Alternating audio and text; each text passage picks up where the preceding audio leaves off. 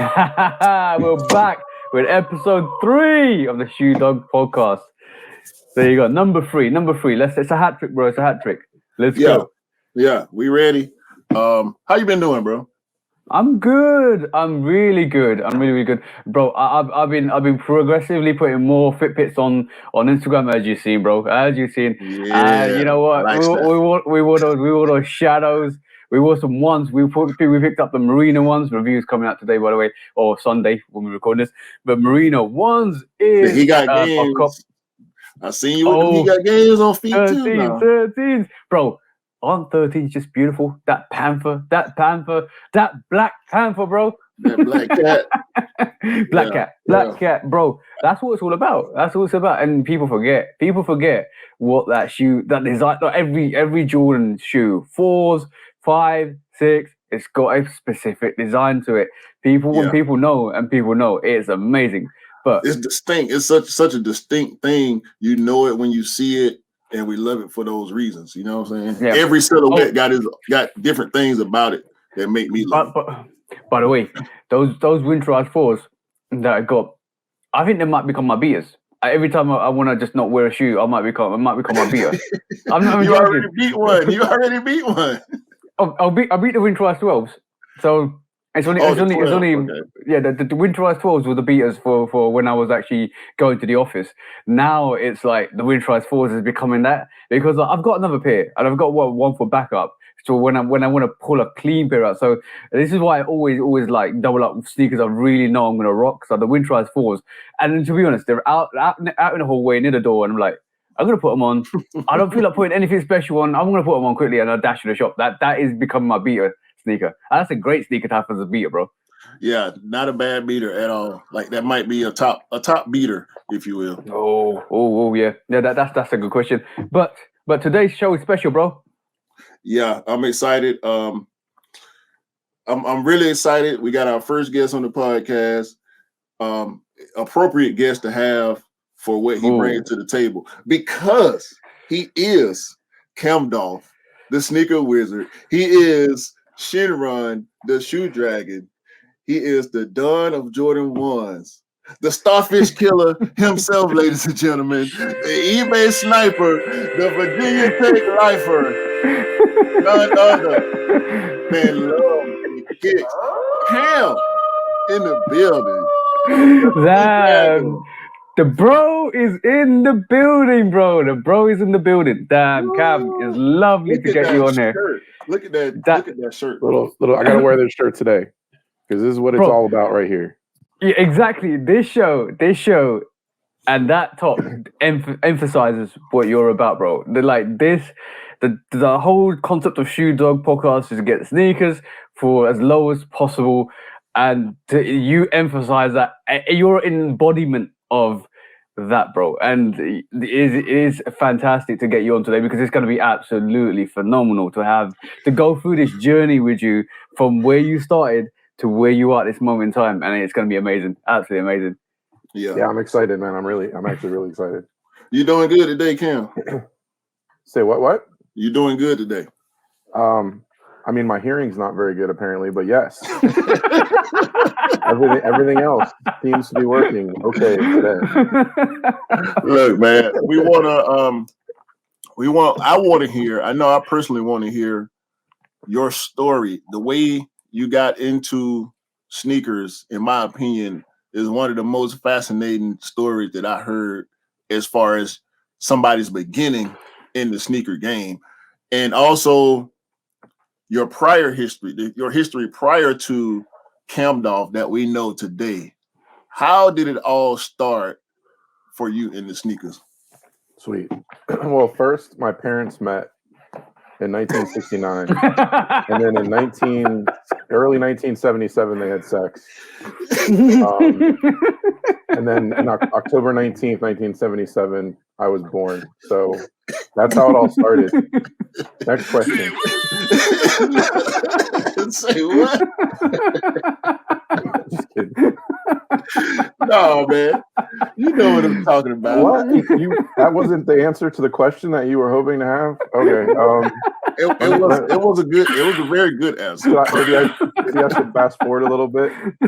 You know, maybe fast forward 18 years from that. Not when I'm negative, like actually like when I'm old enough to buy sneakers. Yeah. We want the human being. Okay. Yeah. Not the pre-human being. All right. Hopefully there's no kids watching this. All right. So when I was a kid, just to like, and this is a little bit young, and I couldn't even tell you what they were. They could have been like kangaroos or zips or something. But I remember going through this phase where you get your old sneakers become your play sneakers, and your new sneakers becomes the ones that you wear to school, and you try to keep them clean and everything. And I remember very distinctly that I had this one pair of sneakers, and they were red, white, and blue, and I think they were kangaroos. And I had to have been maybe like 5 or 6 years old. And when they turned into play sneakers, I was sad. Like, I was actually like, I love them. I would look at them and admire them, and I actually like dug them, you know. So that concept of sneakers like seemed like it came out right out of the gate. I followed trends. So even in elementary school, I had 85 Jordans in 3rd grade.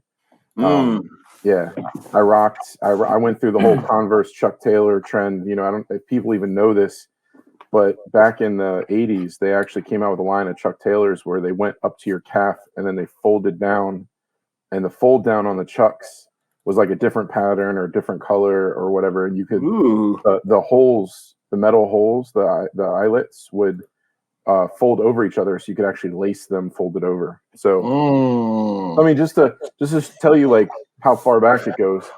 So, but I didn't get into like expensive shoes or anything like that until I was in middle school. All right. And this is when Nike Air drops. So my first pair of Nike Airs were actually a pair of walking shoes. Like, no joke, but I liked them. They were dope. So, and they were kind of affordable. They were about $80. I had to throw in, you know, some birthday money to get them or whatever. But in 1989, this kid walks into my 7th grade class, and he's rocking all red with white highlights flights, right? And I just like saw that sneaker, and I was like mind blown. I had to own them. And of course I couldn't get them right away because my family wasn't the type of family that could run out to the store and just like cop the sneaker because, you know, their young kid felt like they wanted them or whatever. So there was this place called Jeans Plus, which was this, you know, after it leaves the Foot Locker or the Champs or whatever, this Jeans Plus place would then buy their old stock. So we always get sneakers from there. They would always be like 6 or 8 months behind. But I walk in and they have the flights, and they're all white with blue highlights, right? And that like quickly became one of my favorite sneakers. And if people are not familiar with this, I gave you kind of the story, right? It was 1989. Yeah. Cam, are those the kangaroos? Oh my God, dude. I have not seen those. Oh my God. Yes, those are like the first pair of sneakers I can remember loving. Kangaroos. If you don't know about kangaroos, they have a Velcro pocket on the side. I had to pull out, bro, because you said the red, white, and blue, and I just looked for it, and then here comes a kangaroo with a red, white, and blue. Yeah. I remember kangaroos. For those that don't know, kangaroos are they're right now. Kangaroos are at a different tier in sneakers. I see kangaroo releases here and there. I'm not sure how frequently they come, but when I see them, it's normally a premium price that comes on that release. So they're still out there and they make some dope stuff. I haven't been able to grab my size because it's crazy how fast they sell out. Interesting. It's crazy how fast they sell out, man. What you're saying is I had taste like right out of the gate. Oh yeah, bro. For sure. You was born with style, bro. That's what I say. You were born with style. I was born in 82, so by the time I got around to noticing sneakers and wanting sneakers, kangaroos was gone. If it even was as big in Atlanta as it was in a lot of places. Because I hear people talk about kangaroos and giving them legendary status, but I can't remember them as a kid. Yeah. Bro, the UK kangaroos were beaters. So basically, they were readily available here. So maybe it was more of a shift between the UK and the US, where it was more, it's like New Balance. New Balance has not really been a thing in the UK until like last. Maybe it's like more of a shift in you guys didn't really have kangaroos. We had a lot of kangaroos, and there wasn't that kind of trade between the UK and the EU and the States. So in reality, that's similar to what's happening with New Balance. New Balance is coming over with a surge here. So it is kind of interesting to see from different states or different countries what the kind of trends are. Yeah, no, that makes total sense. Yeah. Yeah, those are them. Like those are them. Those are them. Those are them. Those be them. Those be them. Those be them. That's crazy. Yeah. So we were talking about kangaroos, and then it was the flights, right? Yeah. So like the 1 + 1 = 2 is they were called flights, and it was 1989. So if anybody knows sneaker history, there's a retro. It's called the Flight 89, and it shares the Jordan 4 lower. So it's got the midsole and sole of a Jordan 4. Very few shoes shared their silhouette with the Nike. That actually stopped happening later on, but it was a pretty dope shoe. It's like easily one of my favorites. So going through it, I had Flight 89s, I had Jordan 5 Fire Reds in 1990. I transitioned over into those are the ones that I had were all white with blue, which they also make today. And the ones that the kid walked in with, I have those red ones right there. Actually, I have about 15 pairs of that sneaker right now. Jeez. They're nice. They're very, very nice, to be honest. Yeah. They're very, very nice. Yeah. That's a cool silhouette right there. It's such a cool shoe. If you guys don't rock them, actually Kanye loves this shoe. Kanye wears Flight 89s, or used to before Yeezy. Do we really care about what Kanye wears? I mean, I just want people to. I want people to understand that, like, nobody even knows who this guy is. Yeah, hell no. He's only popular to sneakerheads, right? Word. So yeah, I wore a bunch of sneakers that people remember. I had Maestros, I had Air Raids, I had Hirachis. Oh, Maestros. I had Let me think. What's another good one that I had? I transitioned over into shell toes in the mid 90s with everybody else during the grunge era, Adidas superstars.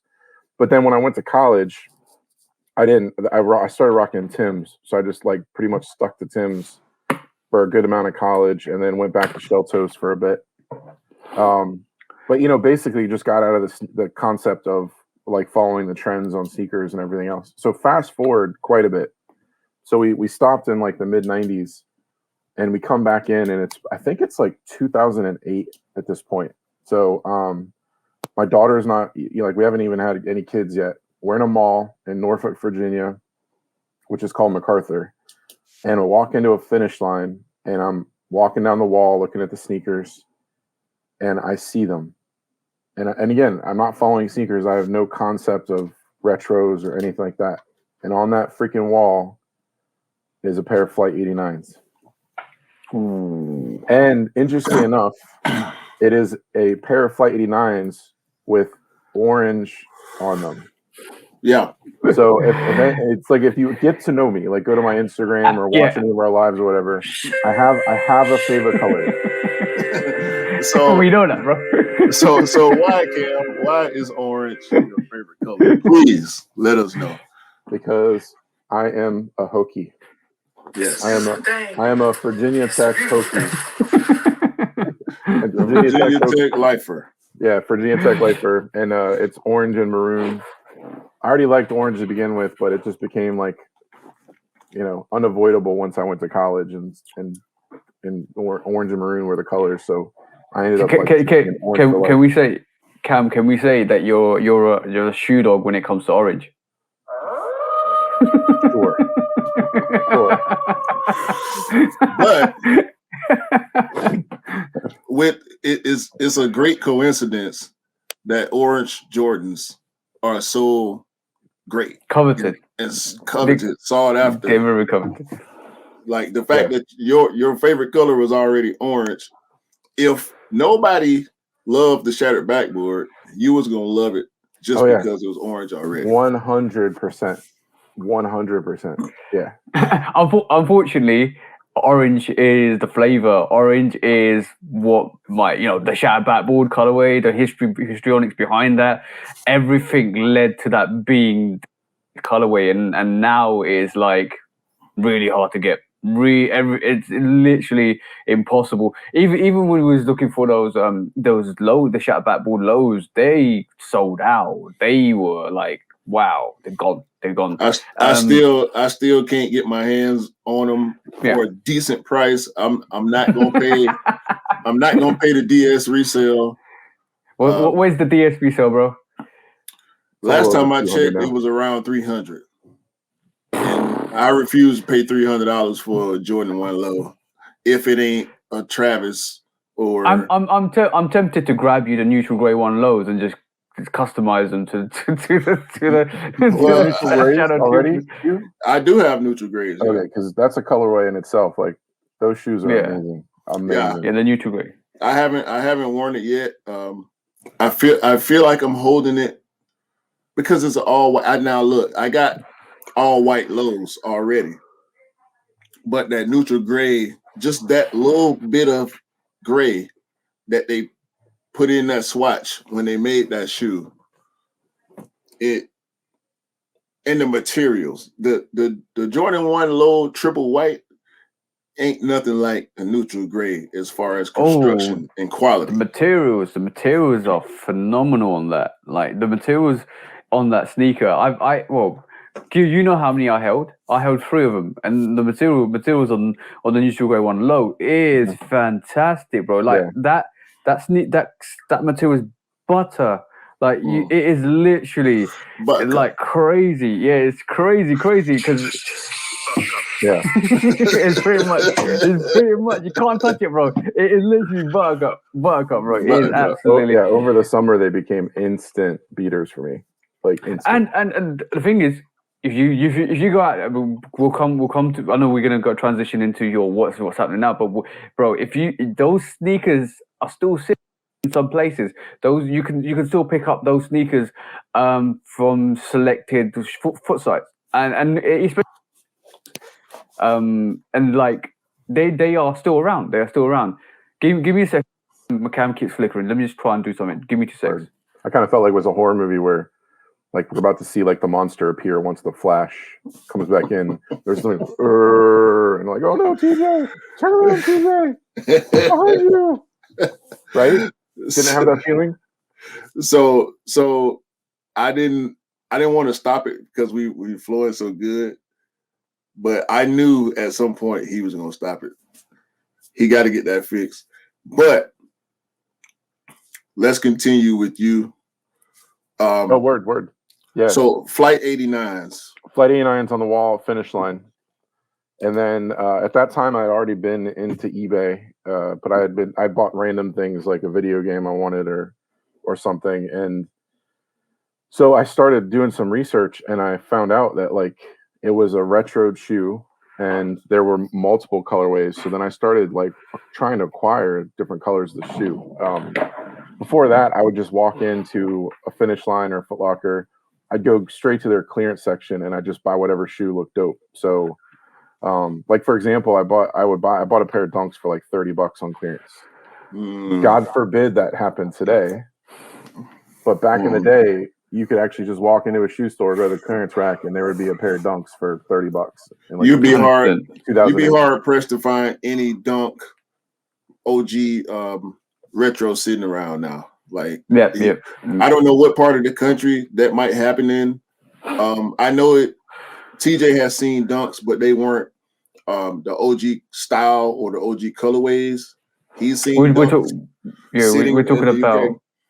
Yeah, we're talking about the fragment Dunks. Yeah, like, the sitting still retail, but we're talking about $30. Like I own a pair of Dunks that I paid $30 for. The closest I got to was seeing a size 15 Concord from 2018 go for like 82 pounds in the UK. Well, obviously, not a lot of people have size 15 here, bro. It's all the basketballers, but the basketball is not a big. The NBA, there's not NBA stars in London, as we call them. But like from my perspective, that size 15 was 82 pounds. That's the closest I've got to it. That's the closest I've got to what you just did, Cam. But that was like, again, 2008. I'm not talking about like yesterday. Yeah, exactly. Yeah. You're not gonna find a dunk sitting. If you do see it, it'll be retail, and it'll probably be a size 15 or 17 or something like that. So going back to it, the Flight 89 was my gateway drug, like straight up 100% my gateway drug. So as soon as I started to try to acquire that shoe, this unfortunate, just kind of see that behind me right there. Unfortunately, this can of worms got opened, and I thought to myself, what else have they retroed? What other shoes from my childhood are out there that I can buy brand new? Yeah. And then I discovered that they had basically retroed every Jordan. Now, I didn't own every Jordan because I couldn't afford them, but I wanted them like super bad when I was a kid. And now I'm an adult, and we're like, dual income, no children at this point. So I started to do some research, but there's some caveats to this, right? So it wasn't just like I'm just going to walk in the store and I'm going to buy like full price Jordan 4. I was pretty frugal. So I kind of set rules for myself. It was using eBay. It was $50 max, like was my goal. Like maybe I could push like 60 or whatever, but 50 was my goal. And it became more of a hunting mission, right? Yeah. So it wasn't walk into the store, see the blue shirt, try it on, fits good, go to the counter, buy the shirt, right? It was hours of time each night scouring eBay, using generic filters, trying to just find these shoes. So I fell into the Jordan 1s because we went to a local shoe store, which was like a privately owned one, and they had metallic green, do the right thing, Jordan 1s on sale on the clearance rack for $50 in the shoe store. So I bought those dead stock. What? Yeah, it's crazy, right? Wow. And I know Joko. I just sold a pair of those for $300. Oh my god! And I've also sold another pair in the last 6 months for $350. And I'm pretty sure you felt like this when you saw them. No, it was really cool. And it was my birthday, so I didn't even pay for them. My sister bought them for me for my birthday, like But yeah, so it's cool. I'm gonna say this. I just realized one thing when you started pointing at the back there, right? And back there, you was like, "You're not a sneakerhead if you can't do this on live." There you go, guys. There you go. I'm not saying. So some people are starter kit sneakerheads, which are picking up here, but you eventually get there. You will eventually get there if you try hard enough. And carry on, Cam, over that. So yeah, I'll just carry you through it though. So I don't really dig 8s or above. They weren't, because at the time, if you think about when I got out of sneakers, when I went to college, really up until 7s were what I noticed around me and cared about and wished I had. So my 2s were 2004 Chicago's. I never got 3s because I set rules. So I never actually was able, at the time, I never was able to cop a pair of 3s because I could not find a pair of 3s in the price point I wanted. And at the time, I didn't restore sneakers or anything. And like all the 3s had cracked midsoles, like all of them. Yeah. So if I wanted to buy a pair for $50, is that paint cracking? Yeah, or it was paint cracking. Oh, it was horrible back then, like horrible. It's a lot better now, actually. I think they've taken Nike or Nike Jordan have actually adjusted their flexibility of that paint, because it feels like nowadays when you put a 4 on, it doesn't crack. Like I've seen 4s from like 10, 15 years ago that are just absolutely, the paint is gone. It literally it's oxidized so quickly, and it's become so brittle that it's just flaked away. And it did, yeah, and it really did. It's like you couldn't find a 4 or a 3 without like that cracking going on. It was crazy. Couldn't even believe how people were paying the prices they were. So I never got a 3 because it was never able to meet my rules. My 4 was, this is crazy, was the original release 2006 Jordan 4 Black Cat.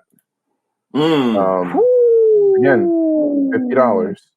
Then my $50? Yeah, my 5. This is even better. You ready for this?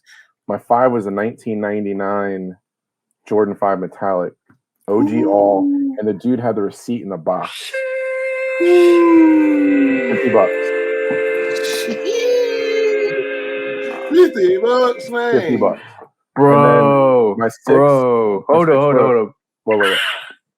Bruh. Damn, bro. That's. I wish those days were back.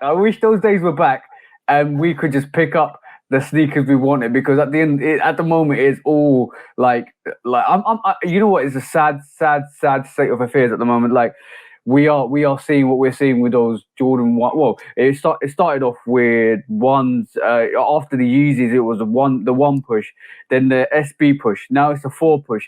Now we're seeing the 2 push. I know, Cam, you love 2s. You absolutely love 2s. So I feel sorry, because nobody was looking at 2s a year ago, like they are now, and now you're gonna struggle to get some of these 2s. So you got my raffle entry, bro. Don't worry, you got my raffle entry. Yeah, it's all good. I've been on the hunt for a pair of Chicago 2s, whether it be the high or the low, for a decent price for the past 3 years or so. I remember going into, this was the day of the Shadow 3.0 release. So I didn't like the shoe. So I said, you know what? I'm going to flip it, because I didn't know anybody. I was still fairly new to the sneaker game. I had no friends in the sneaker game. Didn't really know too many people that were into sneakers the way I had started being into them. So I said, I'm going to go to a local resale shop and I'm going to flip them. 170, actually 160. That shoe was 160 before the price hike. And the guy at the shop offered me 190. And I said, nah, I didn't drive over here to get 190. So I'm walking out of the store with my shoe in bag, receipt, all that. Release day, they released at 10. I went and picked them up. I was at that resale shop by 11:30. So this is around 12 o'clock. I'm walking out of the store. 2 young guys. Soon as I walk out the store, obviously they waiting on me. Hey, what size are those? I said 11. How much you want for them? I told him to give me $240. He gave me the $240 Cash App.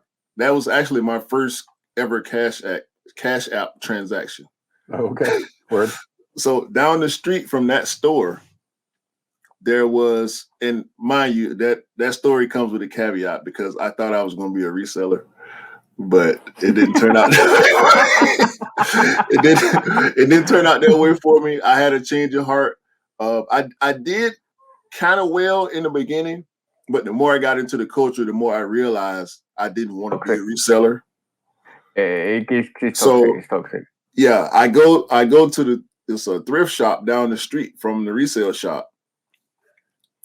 The Royals, the Jordan 1 Royals, the all blue ones that you showed last week, I believe it was. Hyper Royal?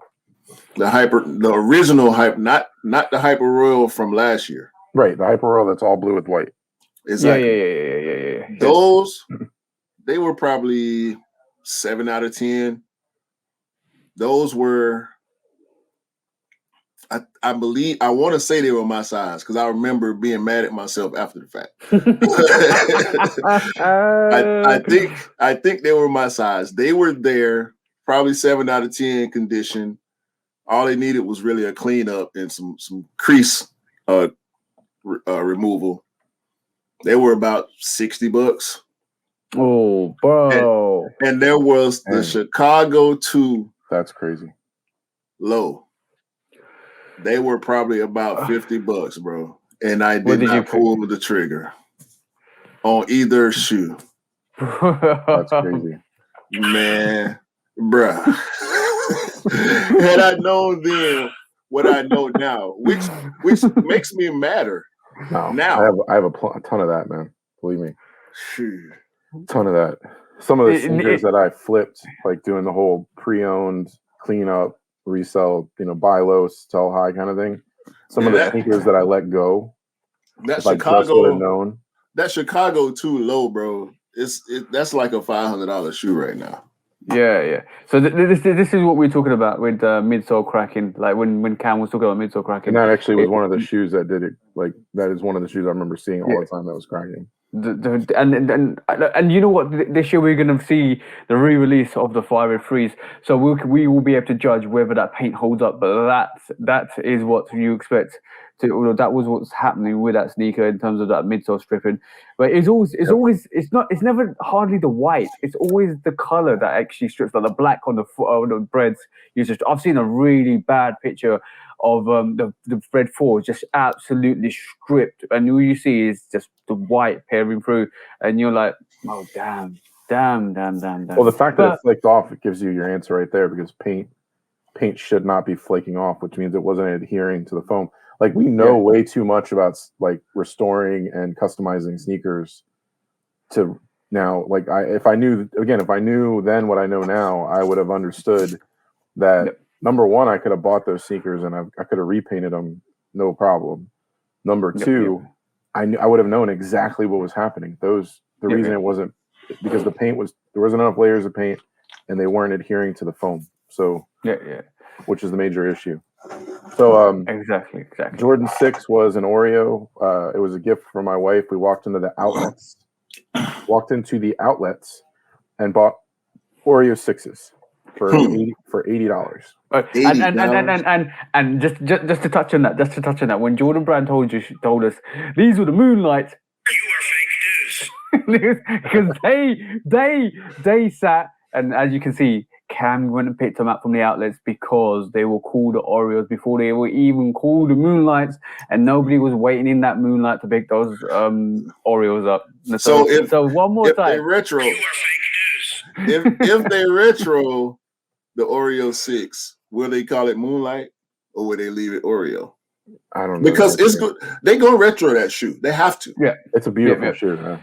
They retro the Lightning 4s. They have to retro that shoe. So do you think they called it the Moonlights from the Oreos because there was an Oreo biscuit, and then basically they don't want to get copy stricken off a sneaker name? Maybe. I think so. And it wasn't. They weren't called the Oreos. You know what I mean? They were nicknamed the Oreos. Yeah. Nicknamed the Oreos. You know what I mean? Yeah. So the problem is then sneakers didn't exist, so they didn't nickname their own shoes then. You know, but now they do nickname their shoes on the sneakers app. They're trying to get ahead of the nicknames, so they can't use Oreo. Clearly, Well, we know the sneaker nickname is a product of the sneaker culture. Yes, maybe somebody in the factories or the distribution or the headquarters of these companies give the shoe a nickname, or maybe it don't stick. But I learned nicknames from the streets. Like you said. The street name always sticks. The street name always sticks. So like I have however much I've tried to not call these Jordan 4 Crimsons the Crimsons. The street name is the Red Thunders. Yeah. And I said it in my YouTube video. I was like, that's blasphemous. You can't call them the Red Thunders. They don't even touch the original Thunders. They're terrible. They're absolutely terrible quality wise. But like that's a street name for them. If you went to somebody on like if you went to a reseller or if you went to somebody that you want to buy it from, if you told them I want the Crimsons, they'll look at you like, you mean the Red Thunders? You see that? So that's instantly that's the reaction you'll get. Yeah, for sure. Maybe you should call them Thunder Stricken instead, because they look like they've been hit with lightning. Well, the original Thunder, because Thunder doesn't have a color, because Thunder ain't something you can see. The black and yellow being the partner of the lightning, it made sense because you won't see lightning if you don't hear thunder. Right. Yeah. So it made sense. But Red Thunder, I understand it's a color swap. It's like Scorpion. It's literally Scorpion turning into Ermac. You know, Yeah, black but bro, and yellow to black do and red. you reckon they should have called it the red after thunder when it hits the fucking tree and it burns the tree down? This is red thunder. He's insane. Like, let's just be honest. Let's be honest. The thunder is associated with white. When you see white thunder, like when you see thunder in the sky, we're talking about the actual sky rather than sneakers. So in reality, yellow is probably a bit more of a reflective color to that white than it is to that red. So maybe they should have recalled it the after effect of thunder. Well, and the thing is you're still using the word wrong, right? So like let's just I'm gonna put sorry, let me put my engineering hat on. Okay. Thunder is the noise that's made after the lightning hits the ground. Exactly. So everybody knows that trick where you count and every 5 seconds is a mile away or something like that when it comes to thunder. Right. So thunder is a noise that's made when lightning hits the ground. It's a sonic boom. That's what thunder is. But let's get off the technical stuff and get back to the fun. So I only have one other shoe that I bought because remember I told you I was going to stop at 7 and they were citruses. So Citrus 7s, 2006 Citrus 7. Yeah. You know it's going to be a round of applause for that sneaker coming out this year, bro. I've been waiting for that sneaker to come out. I need two of those. You talk about a double up. That's a double up worthy sneaker because it is a really cool colorway. Exactly. I like the yellow. I like the red. I like the all black uppers, bro. That sneaker is fire. And I will say one thing. I had a chance to pick those up Vnds, but I refused to because I knew as soon as I put my feet in it. Oh, not Vnds, a DS. I mean, but if I put my feet in it, it would have crumbled. I don't risk. I don't risk. Yeah, I don't risk picking up a sneaker that's maybe 5 to 6 years old. That's my limit. I think that's my limit. And I'm like, okay, cool. I'll wait for retro. And I'm so thankful that sneaker's coming out this year. And see, with that, I don't display shoes. I think that shoe may be for someone that displays shoes. This is a 2006 right here. Yep. Right. I'm gonna have to get used to seeing like the camera going the opposite direction. By the way, this is a 2006. So I'm doing a restore customization. So it's a beautiful day. Yeah, but that's a 2006. So then there's more to the story because it's all about how the entire being of who I am or whatever came together, right? So I'm also a watch person at this time. I'm not really anymore because I do the Apple Watch, but back then I collected watches. I had G-Shocks. I got into higher end timepieces. My first watch was a wedding gift from my wife. It was just and that was again like a gateway drug into bigger and better watches. So I fell into this watch on eBay where I saw it sell for $770. What was it? It was a Tag Heuer Link chronograph automatic. So this is a watch that normally was selling between $1,500 and $2,000. And the fact that it sold for $770, I was like, oh my God, I can't believe I missed that auction. I'm so pissed. And then next thing you know, I see the seller relist the watch. So I messaged the guy and I'm like, why did you relist the watch? He's like, yeah, this stupid asshole in the auction, he won it and he never paid me. And I was like, well, are you willing to sell the watch for the $770? And it was a pawn shop. So the guy was like, yeah, I'll sell the watch for $770. So I looked at my wife and I was like, hey, there's this watch for $770 and I really want it. She's like, where are you gonna get the money for that? Right. So then I told her, I was like, I know because when you're doing all this research and you're trying to buy sneakers low, it's not just about finding the sneakers low. It's about learning the sneaker culture and learning the dynamics and then learning like the names but the value. You learn the value of the sneakers. So I knew that every pair that I picked up was worth a lot more than what I paid because I saw all these pairs I wasn't going to buy and I couldn't afford what they were selling for. Right. So I told her, I was like, I'll just sell some sneakers. So the 3 sneakers I chose to sell were, I chose to sell the Black Cat Force. I chose to sell, and now understand, I didn't wear them. Like they were worth too much money. And at that time I would not put a $300 sneaker on my foot, Wow. So I sold my 1999 Jordan 5 Metallics. And I sold my Jordan 6 Oreos, which I did rock, but I realized that I'm not a Jordan 6 guy, which I never owned when I was a kid because of the height of it. It actually like it hurts the back of my leg, so I've never really been a Jordan 6 person. So then I sold those 3 pairs of sneakers. I sold the Jordan 5 Metallics for $500. I sold the Jordan 3 Black Hats for $350, and I sold the Oreo 6s for $250. So you had enough money to get the watch from 2 shoes. 2 shoes, but I didn't know that. Damn. Yeah. Damn. So did you get the watch? I did. It's not with me. It's upstairs. But yes, and my funny thing is I've sold off all of my major timepieces with the exception of that watch. Like that's the one watch where I'm going to own it the rest of my life. I'm going to give it to Lincoln, later. That is like a generational thing. We just keep passing along the generations. I mean, It's not a Rolex, but it's still a high-end timepiece, So definitely beautiful. It's the significance. It holds significance to you, nostalgia, because it led you to the sneaker culture. Yes, it's literally like a heirloom now, because now you've got a pass along, and I'm definitely sure you would teach your son the meaning of that watch and how important it is. So he would never sell that. Let's just say he would never sell that. And it's such a great watch. Like it's such a cool watch. It's beautiful, by the way. Actually, because we have the whole screens thing going up, I'll pull it up here. So. Tag your link. And was that the gateway drug to into restoring and reselling restorations and stuff like that for you, Cam?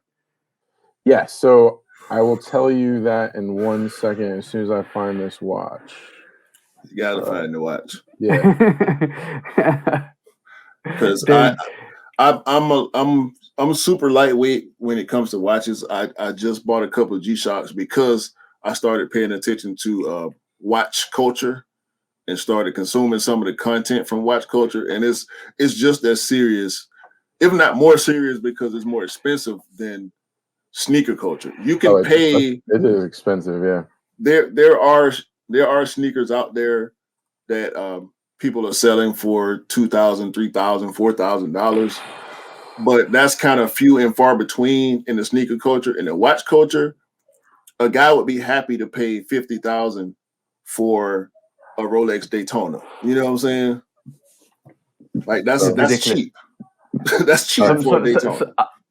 Cam, you should start a separate account called Watch These Sneaks and Fits. Yeah. All right. So this is the watch. This is my watch. That bracelet is stupid. Yeah, well, the link bracelet's really cool. Like each one of the links, of course, is separate, and when you take them out, there's a screw. There's a initial screw in the back, and then each one of them has pins on the inside, and so every link going down the chain holds the previous link into place until the last one gets screwed into place. So it's crazy. It's really cool. It's like a puzzle. It's like a puzzle when you put it together. Yeah, so of course it's got the rotating bezel. It's I'm gonna mess it up. I don't remember the movements anymore, but it's a super common movement, which is the reason why it's not like crazy expensive.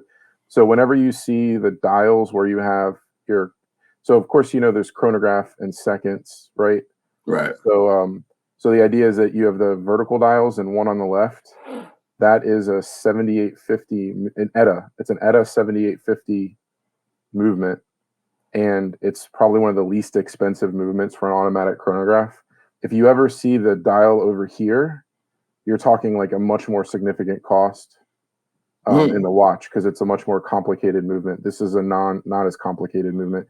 And if anybody knows anything about watches or wants to learn about watches, the idea is the more complicated the movement, the more expensive the watch. So if you get into stuff like if you Google tourbillon, tourbillon watches will run like as much as a house, because the concept of house watch. There's a house watch. Yeah, the concept of a tourbillon is it's not just horizontal. I'm just looking at Keith's face. He's gone. House, bro. God. Yeah, a house, dude. a house. There's watches that run in the hundreds of thousands of dollars, and it's not just because of diamonds. It's because they're handmade, they're one-off. Yeah. It's like the concept of a Ferrari, but in a watch form. And then tourbillons have, so a normal watch has only horizontal movement, right? So everything in the watch is horizontal. If you have a tourbillon, it actually has vertical movement too. Wow. So that's one of the reasons why they're so expensive. I've seen. Do you know Jacob and Co? They've got some fantastic watches. They go for like $250,000. Like, and obviously some of it's based on diamond, but some of it's based on that handcraft. I keep an eye out because one day maybe I'll be able to touch a watch like that. But bro, those watches are crazy. Yeah, the design. I like a crazy design watch. I like it. It's like I saw one of the designs was like a dragon encompassed into the actual mechanism, and it comes out, and the mechanism sits there, and there's a globe in there. It's like, whoa, that's beautiful. That's gorgeous. Yeah. And I would happily swap this for that. I happily would wear that. Yeah. I forget the Apple Watch, forget the Fitbit, forget everything else. I would wear just a timepiece that's absolutely beautiful, because that's becoming really rare. That's becoming really, really rare now. To where everybody's got this black patch. Nobody's got that timepiece that looks absolutely epic. I'm so down for wearing something like that. Yeah, yeah. I mean, it's a different feel too. Like the weight of it on your wrist. You know, it's amazing. I just wish there was some way for me to get the same feeling from that watch and all the technology that I'm now used to. And also for watch culture, doing aftermarket changes to the watch depreciates the watch. Yeah, I've learned that over time, that the rappers that go and put a bunch of diamonds and crush the face and all this bezel and the band and everything, you're actually depreciating the value of the watch when you do that. So for anybody that's out there that is interested or is in the watch culture, those are things that you got to know. The more original the watch is, even when it comes to swapping out a band. If a guy sells you a watch with an aftermarket band, it's not as worth. It's not worth as much as it used to be. Yeah, bro. It's actually like a numbers matching car. Is what it's like. Look at that. Look how awesome that mechanism is. Like that is like a see-through. I love, and the thing is, the beauty of this is you can actually see the mechanism working as the watch is going, and it looks awesome. This is what I'm aspiring to one day, to actually obtain one of these like beautiful timepieces, and it's like wearing a work of art on your wrist. It's that gorgeous. Is ridiculous. I ain't never seen nothing like that before. Have you not? Like I just went onto the Jacob and Co website to actually go and see what I looked at the other day. Bro, look. I know this is mint encrusted, diamond encrusted, whatever. This is the Bugatti Chevron watch, bro. Like this is crazy. This is crazy, bro. It's literally designed like a Bugatti engine. Yeah. That's crazy. Beautiful. That I don't want to even fathom what the price of that watch is, because like it will probably make me cry. Yeah, it's probably close to $1 million. Yes, sure. But hold on, let me see if you can play this video, because like have a look at this. Whoa, it's actually got pistons in it, bro. It does have pistons. That's insane. Like, have you seen the pistons on this thing, bro? Wow. The way it functions, it is designed like a Bugatti Chevron. Like literally, the watch is amazing. And see that to the horizontal movement and everything. Yeah, exactly. I don't know how we deteriorated from sneakers to watches, but let's just view this for a little second, bro, because this is amazing. It is amazing. Yeah, the diamonds in it. I mean, I don't. They could take the diamonds out. They could take the diamonds out and replace it. But that mechanism, own a diamond watch. Yeah. But okay, okay. We deter from the subject, but we go back. Yeah, I don't need that much attention. I'm used to getting attention. I'm used to getting the type of attention where people looking down. Yeah. The only thing is also like the people that own that watch probably also pay security. And like, the people that own that watch probably own a Bugatti anyway. So or they live in Dubai. Like exactly. Where it's like where it's normal to wear a watch like that. Do you reckon if you heard it like this, it goes broom broom? He's got some horsepower on that actual watch. I don't know if you can dyno a watch. That's funny. Oh, that'd be quite interesting experiment. But sorry, bro. We go back to what you were saying. I just went off subject, bro. No, it's cool, man. It's cool. I mean, where were we, by the way? Oh, so sell the shoes, buy the watch. Right. So there's this moment where I kind of realized that I accidentally flipped sneakers for profit. Right. Light bulb. Yeah. And so, and of course, the sneakers that I wanted, there was lots of sneakers I never bought because I didn't buy the sheer volume of them because I wasn't trying to spend the money. It clearly had the rules of no more than $50 for the sneaker, all that type of stuff. So then while I was doing all the research and scouring for sneakers, hunting for sneakers, I started to buy sneakers in every size between 8 and 13 that I knew were like a steal, and then I could then in turn sell them. And at the time, this is before Yeezy dropped, right? So this is like probably 2010, 2011 time frame. Jordan's like every retro in Foamposites, every Jordan and every Foamposite was like crazy. It was nuts. Like the Foamposites themselves were reselling for like $300 used. And people couldn't even give a damn about a Foamposite today, really. So, but every single Jordan that released was just sought after completely, as long as it was an original retro. So I just started buying these sneakers, and then when I got them home, I would clean them, I would relace them, I would take the photographs of them. But here's the thing about being an eBay seller: if you don't have a history and a rating, you can't sell for the price you want to sell them for. So when I first started reselling, and this is going to sound crazy, I would go into like Finish Line, Foot Locker, whatever. I would find whatever's on clearance.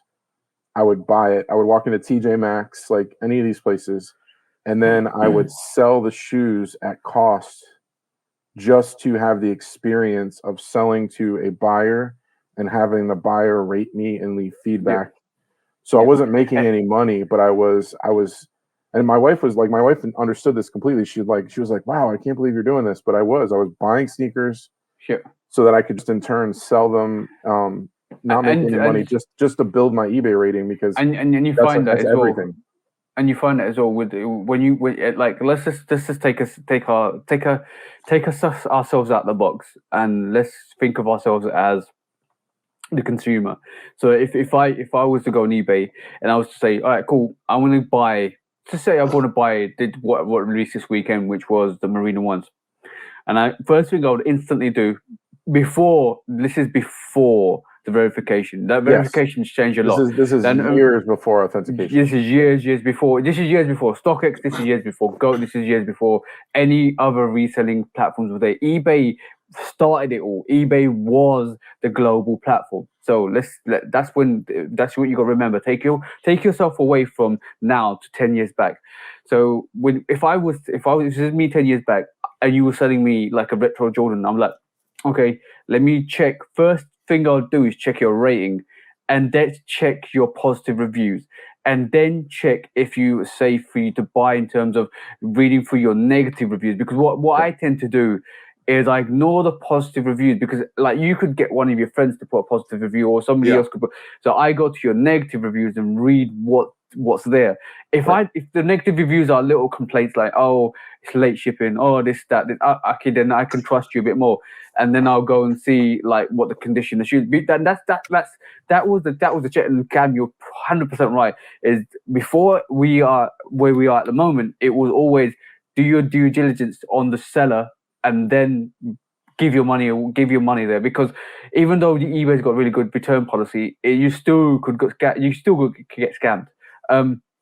And bro, like 10 years back, I was watching videos with we have Judge Judy or something like that, the courts where they actually small claims courts. Claims court, Small claims. Like there was a review. There was a incident where somebody spent £500 or five. No. They're not the Yeezys. I remember that one as well. But somebody had spent $300 to $400 and was sent a picture of a phone. Yeah. That was real. So, that was real. And it was, they took him to small claims court, and then they said, well, you said you wanted $500 for this picture. And he goes, well, you said it was the phone. And there was this whole dispute about who was right and who was wrong. So it's very good. Is that back 10 years ago, you needed to make sure you knew your stuff. And bro, I think that's the big recommendation to anybody. Even now, like even if you're a verified user, or a verified, you buy from an eBay verification, it's still for me really hard to pay a price to a new person, because you still is really iffy. So and that's actually what happens is if you have a very low rating in eBay, it doesn't mean you're a bad person or you're going to rip people off, but people don't trust that experience. So then, no. So and by the way, if like when you pay, like it goes out of your bank account, right? Yep. So then even if it works out and it doesn't work out, I mean, you'll get your money back, but your money's wrapped up.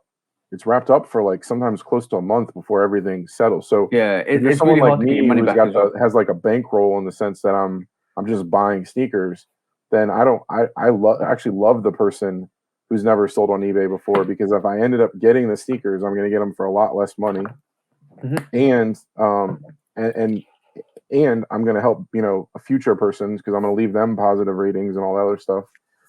And if it goes bad, it's not money I needed. So if it's wrapped up for a month, it's just wrapped up for a month. I'll get it back. But other people can't do that. You know what I mean? Or while it's wrapped up, you're not able to buy the sneakers you could have bought from someone else, because now your money's wrapped up in this sale that didn't work out. So and pretty much on that comment, it's very viable. The reason why we did see, so what you just mentioned there is like your collateral, your actual investment, you actually tied on to those sneakers. So what people tend to forget nowadays, because there's so many new resellers coming in, there's so many young new kids coming into this game, they haven't got the bankroll like some of us would have. They could say, okay, I'm going to pick up this and I'll pick up that, I'm going to pick up this, and if I don't want it, I can still send it back and wait for my money to come back. These kids will spend their entire savings to get a sneaker or on that release date, and then what they'll end up doing is, when they do get that sneaker on that release date, they need to sell it quite quickly. And this is where you see that spike in price and that lowering price when they realize these sneakers are sitting still with them. They need to get rid of them quite quickly. And this is where you get the deals, especially if you're not Vnds, we're talking about DS sneakers. When you're looking at getting resale sneakers, this is why I advise people not to spend on release, not to spend pre-release is a big no. You're going to spend hundreds of dollars way before that release. And then on release date, it's a big no, because everybody's panicking buying because of fear of missing out. Now, when these small kids or these people that haven't got a big bankroll pick up 10 of these pairs and then can't get rid of 10 of these pairs because the market's saturated, you just have to wait that 1 to 2 to 3 weeks, and they will try to offload these sneakers for the next release. And then you'd say, oh, okay, cool, I can get a bargain here, so I'm gonna go out and get that release date sale. I'll get that sneaker when it actually settles at the right price. So that's important. So it's two showing things, my bro. feedback score, by the way. I don't know if can you see my screen? Yeah. It's two things. About pre-release, there's FOMO, and then there's also exclusivity. Some people feel like there's going to be no chance that I can get this sneaker for retail. I really want it, so let me go in now and try to get it for whatever the price is. And hopefully those people aren't skipping anything necessary to spend that money. And then there's exclusivity.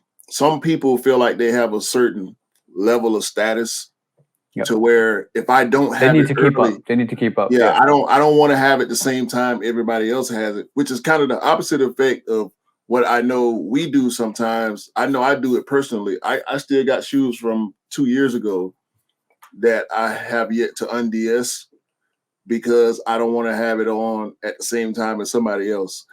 And it's not about exclusivity. It's more about not being like a clone in a way.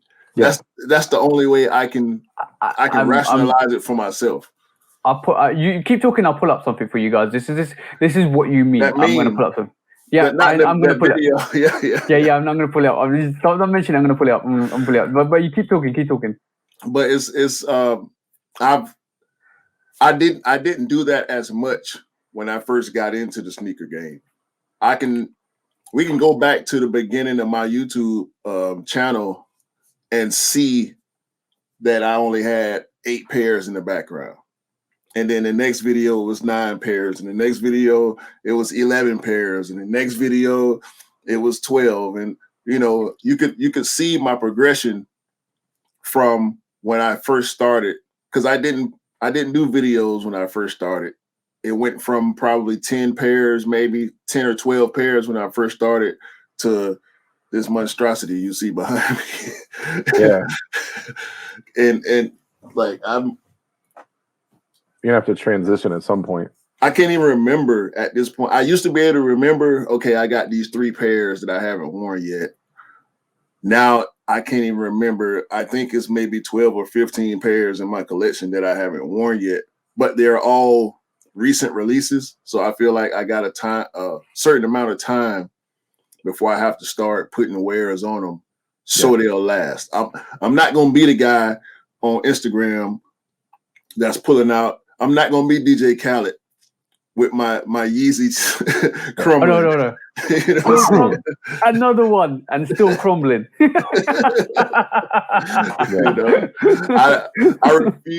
refuse to be that guy. Oh yeah.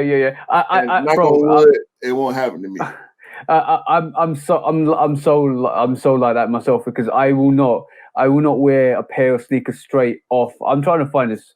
I might have to show it through my phone. Let me just show it through my phone because at the moment I can't log on to my Instagram account. But this is what we're talking about, and unfortunately I have to show it through my phone.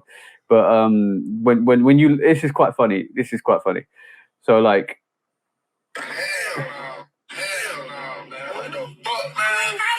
Right.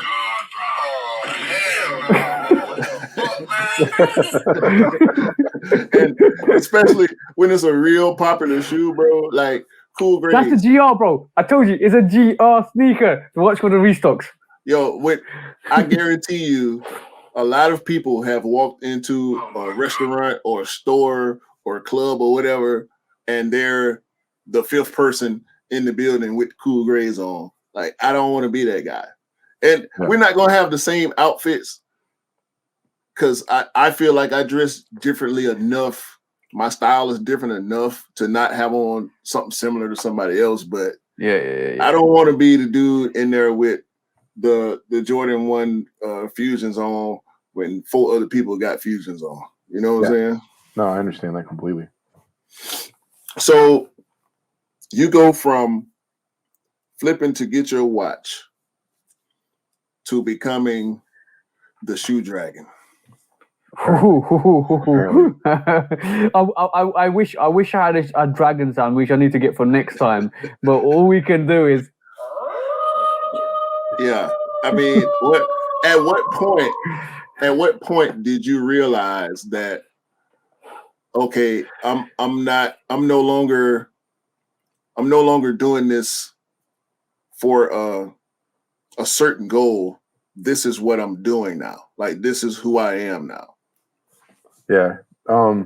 That's really hard because for the longest time, the concept of flipping was like out of necessity, Yeah. So first it was like I had a goal, which my son was born in August 2013. So at the time I was flipping to, and it was kind of like, it's not like we couldn't afford the hospital bills, but it was it was just cool to tell the story like, hey, I'm flipping because I want to pay for the hospital bills for my son's birth. So that was what I worked towards, and I was able to pay for like.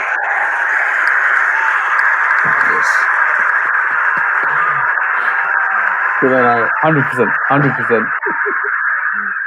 So I got about halfway for that, and then later on, I don't know if anybody watching this has gone through this experience, but when you have two kids, both in a young age, my daughter was in preschool, my son is now in like daycare, right? Because he's an infant. My daughter's preschool was like $875 a month. My son's daycare was $1,000. So I had almost $1,900 a month wrapped up in childcare. That is expensive, bro. That is really expensive. Yeah, but and it's actually more expensive depending on where you live. So yeah. I mean, like if someone from New York or Connecticut watches this, they're gonna be like, "Wow, that's cheap. That's a bargain." Because it probably costs them like $3,000 a month to do that stuff. You know what? You know what? We talked to. Well, did we say this in episode 1 or episode 2? 1 and 2. But in episode 1, we said reselling is sometimes. We don't agree. Myself and Q don't agree with reselling to pick up hundreds of thousands of pairs of sneakers just to kind of get a profit margin of it. But when you flip sneakers to support, and when you flip sneakers to support your payment of other sneakers, like you pick up 3 pairs and have 1 for free, or because you're a kid, or when what you've just done is pick up Vnds, remod them, and let's not get this. Let's not get this twisted, because picking up a Vnds sneaker that was left there, you could have left it there, but you actually brought it back to life and actually gave it a new home. That's totally different. That's totally different in the perspective of reselling anyway. But when you did that and actually supported your family, that's amazing. That is a hustle. It's supporting your family is the ultimate goal. That's the ultimate hustle. See what I'm saying? Yeah. That is what we should be doing. That 100%. Like, and that's something to be celebrated. All hands on every time. If you can do that and you can kind of support your family, it's amazing. Yeah, and I wasn't taking a sneaker from somebody. No, you know what I mean? Exactly. Anybody could have bought the sneaker resurrecting it for me. Although the technique I use, in a sense, like you would have to use the exact same technique to beat me. You know what I mean? Let's. I don't want to get into that part. Selfishly, I want that. He wants to be a secret. Secret's been kept. He's like, Cam, don't tell them the secrets. I need to know this. I need to get these sneakers. I need to make sure I get these sneakers. Don't give it to everybody. Just leave it between us. Okay. That's one thing. That's one thing that y'all not gonna be privy to. Y'all gonna have to go to Cam personally and get that. Bro, that's from Q-Dog him. mentality there. Yeah. Y'all gonna have to go to Cam and get that from him. If he want to let you know that part of it, he can let you know. Cam's Instagram's there, guys. If you want to go and talk to the bro, go talk to the bro. He's up there. Yeah. And look, we don't want to put no added pressure or no added people in your life, but you control your side of it. You know, we're not gonna do that. We're not gonna do that. But we do want if you're so gracious enough to allow us a peek at some of your Instagram, or not Instagram, I'm sorry, some of your eBay sniping methods. I want to say one thing. I did notice, Cam, like the whole story base, and I've known you for about roughly a year and a half now. And I can say, like, hands down, one of the most awesome people out there. This is what we call you, Gandalf. We call you the historian. We call you this. You know, I always come and talk to you if I need anything or if I need your advice. And we, like, obviously, me and you do on Straight to the Toe. We do our podcast, not podcast, but live, talking about customs. And like, I'm not gonna lie. Yesterday probably was Saturday for anybody that's watching this, was the best day of my life in a little while. Ever since what happened to me last year in terms of my house getting flooded and stuff. But yesterday I felt really alive, just because I picked up a couple of pairs for myself and for some other people. But doing that live yesterday with you and on Instagram was phenomenal. It kind of gave me this extra energy. I was like, yo, I like this. I want to do more of this. And it was great because, bro, maybe I was delirious because I didn't have enough sleep. And you told me off last night for not going to sleep. but the thing is, like, I've noticed one thing, like, you've gone from being young, like just a breakdown of it, being young, and seeing sneakers and coming back to it and supporting to get sneakers, and then the flip side is trying to get watched. So you flip some sneakers from Vnds, then you grew into that. Now then you support your family, and now you're still using that habit of bringing Vnds, and let's just say some of these Vnds that you pick up are dead. Somebody would throw these away, and you bring them back to life. And then you restore them, and that supports your other sneaker habit, which is picking sneakers for yourself. And even then, you still get them for quite cheap. So that in itself is a phenomenal journey. And by the way, I can't not show these. You made me pick up one of my most favorite sneakers last year, a grail of mine. The Bel Airs, bro. Bro, and you know me, and you know Q. We love fives. Oh. So this is a beautiful sneaker, bro. And that's all courtesy of what we did last year. Yeah, what we did last year. It was amazing. So this is all credit to you. And this is why we wanted you to be the first guest on this podcast, because you have helped a lot of people out, bro. I would not own this shoe if it wasn't for Shinron the Shoe Dragon. He blessed me. I finally got all the Dragon Balls, and Shinron came, and I asked for the Jordan 5 3 Lab, and Shinron blessed me. And you know what? I'm gonna say one thing. Like doing the customs talk on Saturday morning, and I'm gonna say credit to you for getting up on a Saturday morning at 8 o'clock in the morning, bro. Because like hands down, nobody else would do that. Starting live at 8. I'm not getting up at 8. Starting the live at 8, exactly. But like for you for that, the whole concept of you drive me forward. Like everybody I known in ever since I got on Instagram, on YouTube, you drive me forward. You're one of EQ are the guys that drive me forward.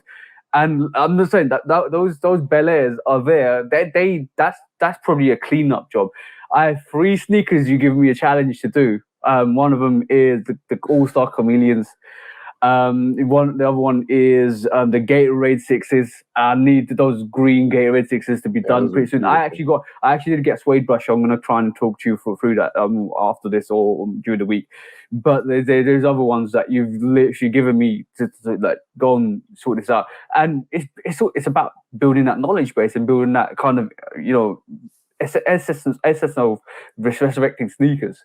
And I'm growing, and bro, we've got other people outside the spectrum like John, Hyperfocus Kicks, and Chris is dope, bro. Like it's phenomenal, and it translates like in so many different aspects of life. So if you're someone who knows everything you need to know about building a house, right?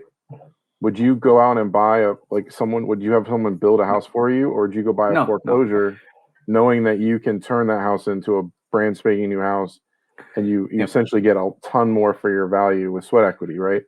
If you know how to work on cars and you can actually install new components like upwards to an engine and do electrical work, would you go out and buy a brand new car, or would you go out and buy an old car knowing that you could turn it into a brand new car? So that's all we're doing, dude, is we see sneakers in a different way than someone who walks into a shoe store or goes to a sneakers app. Like we see sneakers as projects, and we envision what they will look like. We look past what they do look like. Exactly. And that's like what I do. I mean, what it does is it allows you to cop, at a third or even sometimes a fourth of the price of the sneaker, and the materials that you're using to bring them back to life are negligible. And it's just really bro, I'm gonna say one thing is like I've already said on Instagram what I want to do. One of my achievements is for the end of this year. I'm not gonna say it on here, but it'll be a surprise for here. But one of the things that for me is the reason. You are the reason for that to happen, because if I wasn't doing what I was doing with you on Instagram, I would not be aspiring to do what I'm gonna do this year. Yeah. And off the back of that, if I do accomplish what I'm going to want to do this year, then one of the first sneakers I will put together is for you as a gift to you to say thank you, bro. All right. And you know it's going to be a one silhouette as well. Nice. And you know it's going to have some orange in it. I can't wait. I really, I mean, that would be amazing. That would be absolutely amazing. I would feel completely privileged to rock a one of one made by a friend, and you know, bro, in a heartbeat. It's because it's because of love and respect. Like I wouldn't be doing half the things without you guys, and that's vice versa. massive. Yeah. I can tell you that I feel more inspired because of Instagram, and I don't mean that in like some cheesy like teeny bopper kind of way. But I don't get to walk out my front door and go to my other sneakerhead friend's house and like talk about sneakers. Like I don't really know anybody locally that's like me into sneakers. I have friends that like sneakers and I help them buy sneakers, but their collections are, you know, like 15 shoes deep. You know what I mean? And Instagram allowed me to connect with people like you, where it's like we're 100% like-minded. Yeah. And that inspires a lot of the purchases too. You know? I'm gonna say, and shout out to the bro Ego Souls. He'll be coming on soon, hopefully in the next couple of weeks. But he put a reel together yesterday for today. Yeah. That reel's dope, dude. Yo, I watched that reel 7 or 8 times. So if you don't follow Ego Souls, go follow Ego Souls. If you don't follow Straight to the Dough, go and check that reel out. It emphasized everything that we achieved last year as a group of people. It emphasized, bro, there's no one person in the same state. There's no one person in the same global location, except for maybe like even you and Q aren't in the same state. Technically, yeah, you're right. Yeah, it was funny because I'm really close to Polar, like really close. Yeah. But like we had Brendan who pulled out South Africa. We had E who pulled out East Africa, which is my hometown, Dar es Salaam, Tanzania. He pulled out from UK. We pulled out Glasgow. We pulled out Atlanta. We pulled out from where you are. It just showed the connections. If you do Instagram right, and if you do social media right, that's the connections you can actually achieve. And it's beautiful because basically we have no animosity to each other. We just come on, we talk, we discuss, we break it down, and it's beautiful and it's always positive. It's always like, yo, how can I inspire you and how you can inspire me? And it's amazing. It's absolutely amazing. It's dope. Yeah. Hands down, it is dope. It's a beautiful thing. Because when I started in the sneaker community, it was very lonely for me. It was me and my wife, who does not really care as much as I do. She has a passion for it because I have a passion for it, and we support each other that way. But then there's my brother King Rod, Mr. A Beautiful Thing, and then this is weird. This is King Rod. Yeah. and then I met Retro Rick, and he introduced me to the other side of the sneaker game. And then I started to meet people because my knowledge base went up and people started looking to me for information on cops and can you help me get these? And that's what really turned me into the Q that I am now, where as first I was just Q Rocker and now I'm 808 Kicks. Like people walk up to me and, hey, you 808. And I'm like, what the fuck? I'm actually being recognized in the malls and in the stores and stuff like that. So Bro, you saw. I know. Hold on.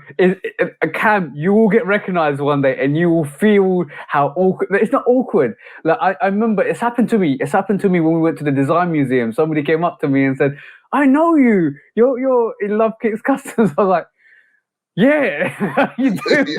You almost want to say no. You almost want to deny it. Like, no, that ain't me. I don't know what you're talking about. I mean, I kind of feel like that will never happen. It will. I don't feel popular. I don't feel popular on. I feel included. You know what I mean? 100%. But I don't feel popular because the thing is, bro, we look up to you because you have that knowledge. You have anytime.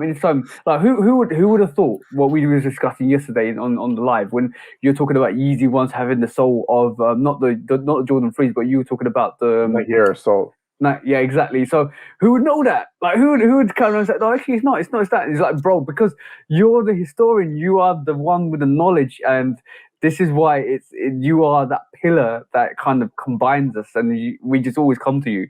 But you will get recognized. Trust me, you will get recognized because you are going to blow up. I think you haven't been recognized yet because you don't float through the sneaker community as much as we may do, going to retail stores and going to conventions and community events and stuff like that. Yeah. The sooner you go to a sneaker event, meaning whether it's a sneaker con or maybe a big retail release, somebody is going to know you. They may not say it. They may not say it at all, or they may not say it right away. Yeah. Because when I was recognized, I was in line behind the guy. And I noticed this was for the Cool Grade 11s. He would look back and he would say a little, "Oh, this is some bullshit." Because we were standing in line waiting on our Raffle W pairs. Right. And it was just a bad release at I ain't even gonna say the store, but it was a bad release. And so people that were behind us in line were getting their pairs, even though we were the second and third person. And he kept looking at me. And I told the chick at the I said, y'all got Rocker back there? Y'all got Quentin Rocker back there? Like, nah, we ain't got to it yet, or something like that. And so maybe 5 minutes later, he say, "Hey, you got a YouTube channel, right?" Oh shit! Here we go. and you wanted to say.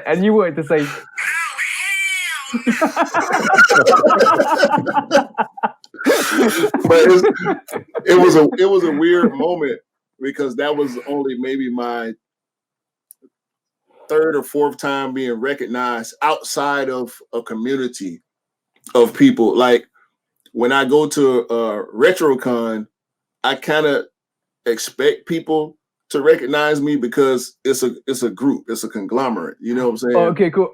All right, cool. This is a question. This is a little bit of a question for me. Would you find it disrespectful if you went to RetroCon and nobody recognized you, and somebody else recognized you on the street? No, I wouldn't. I wouldn't because I'm humble at heart, so I always have the feeling that nobody knows me. You know, I move so low key. I don't have 50,000 followers. I don't have 20,000 subs on YouTube. So it's like, nobody knows me like that. And when it started happening to me, 808, and people run up to me and they want to have conversation with me. And I feel like they're actually trying to get to know me on a personal level. I appreciate it so much more because I have a humble personality. I'm not out here trying to be the man, so to speak. No. Some people they shun the fact that they're being noticed, or they try to downplay somebody because I don't know who you are, so you ain't worth my time. Like I could never be that type of person. No. I mean I'm like you. I mean I'm the first person if someone says, "Hey, I need help with getting a sneaker" or something like that. That's the whole point of the community. It's not to shun anybody. And it's to be available, to share your experience, share your knowledge. Exactly. And then it's a personality type. Like I know for a fact that TJ and I share this, where I've always had the personality type that I will trust you immediately, and then you have to have you have to work towards keeping it. But I'm not the personality type where you have to earn it. So when I meet people, I just kind of rely on my instincts, my first impressions, and maybe I'm gullible, but But no, bro, my missus tells me that too all the time. She's like, you're too trusting. You're too like. She's very. I would say I'm a bit of an extrovert, which I will just if I know you, I'm like, yo, let's cool, let's chill, let's do. And my instant reaction is to kind of, oh yeah, cool, let's talk. And like you said, me and you, Cam, and probably even E. I mean, even E and Q are the same. Like we'll get to know. You're like, yo, okay, cool. Let's talk, let's vibe, and then like my full trust will be in you until you lose that trust. And when you lose that trust, it's really hard to get that back. And because automatically, for my girlfriend, it's a bit different. She has all her walls up, and then you have to break them down, and then she'll be comfortable with you. Well, for me, there is no walls, and as soon as you do something wrong, all the walls go up, and now you're like, nah. Yeah, you blocked off. You completely blocked off from the first sign. The first sign of you trying to do something wrong or something bad, in my opinion, is like halfway. And I'm looking over the wall, but you gone. That's awesome. Yeah, I always describe myself, and this applies at work too. But I always describe myself as the nicest mean person you've ever met. Yes, it's like all you gotta do is cross that line.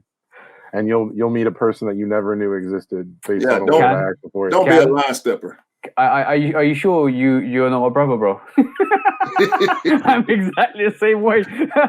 I will go above and beyond to literally make your life a hell if you do something bad to me. Like I'm not intentionally. It will be like you're gone. But if you keep pushing the barriers, if you keep coming at me in a certain way, then yeah, I have to address it. But it's never got to that point. But yeah, it is life. This is what happens when you cross trusting, reliable people. They will basically make your life a hell if you keep pushing them. And that's one word of advice: don't take our kindness as a weakness, because it's not. But going back to the you saying Q, like that incident where somebody saw you in the line. I think Scott came to me to give me his what was it called? Unite freeze, because he wanted me to do customs for him. So I was like, oh Scott, you're here. Let's go get something to eat. Don't worry. We went to this Stratford. Stratford is like East London kind of thing where I work. So we basically went there to actually get some Wagamamas to eat. I was walking there, and I normally talk. I'm a very receptive person online, and so if you message me, I'll message you back, and we'll break it down, vibe, and if you need any help, I'll give you the help advice. And then somebody that I haven't got a face. It's literally they post stuff without showing their face, and he just said, "Oh, you're Love Kiss Customs, aren't you?" I turned around and said, "Yeah, but how do I know? Oh, I'm so and so. So sneakers and charms. Because he does his charms."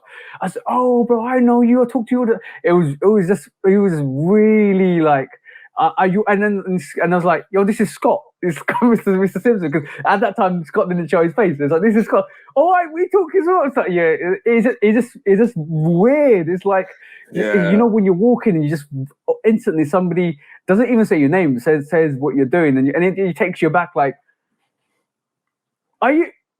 You see what I'm saying? It's like, it's weird. Yeah. It's totally weird. But you will get recognized, bro. You will get recognized one day, and you were like, and then you feel like, oh, I can break it down with you now.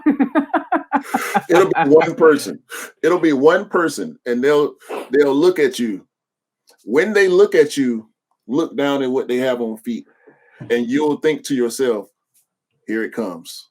This person knows me." If you see someone wearing a fresh pair of J's, More so probably some sought after stuff, something that's got a high resale, something that's hard to get, or something that's older, some Jordan 1s or Dunks or something like that. I believe that's going to be the first person to recognize you. Yeah. As long as they don't say. I got one question for you.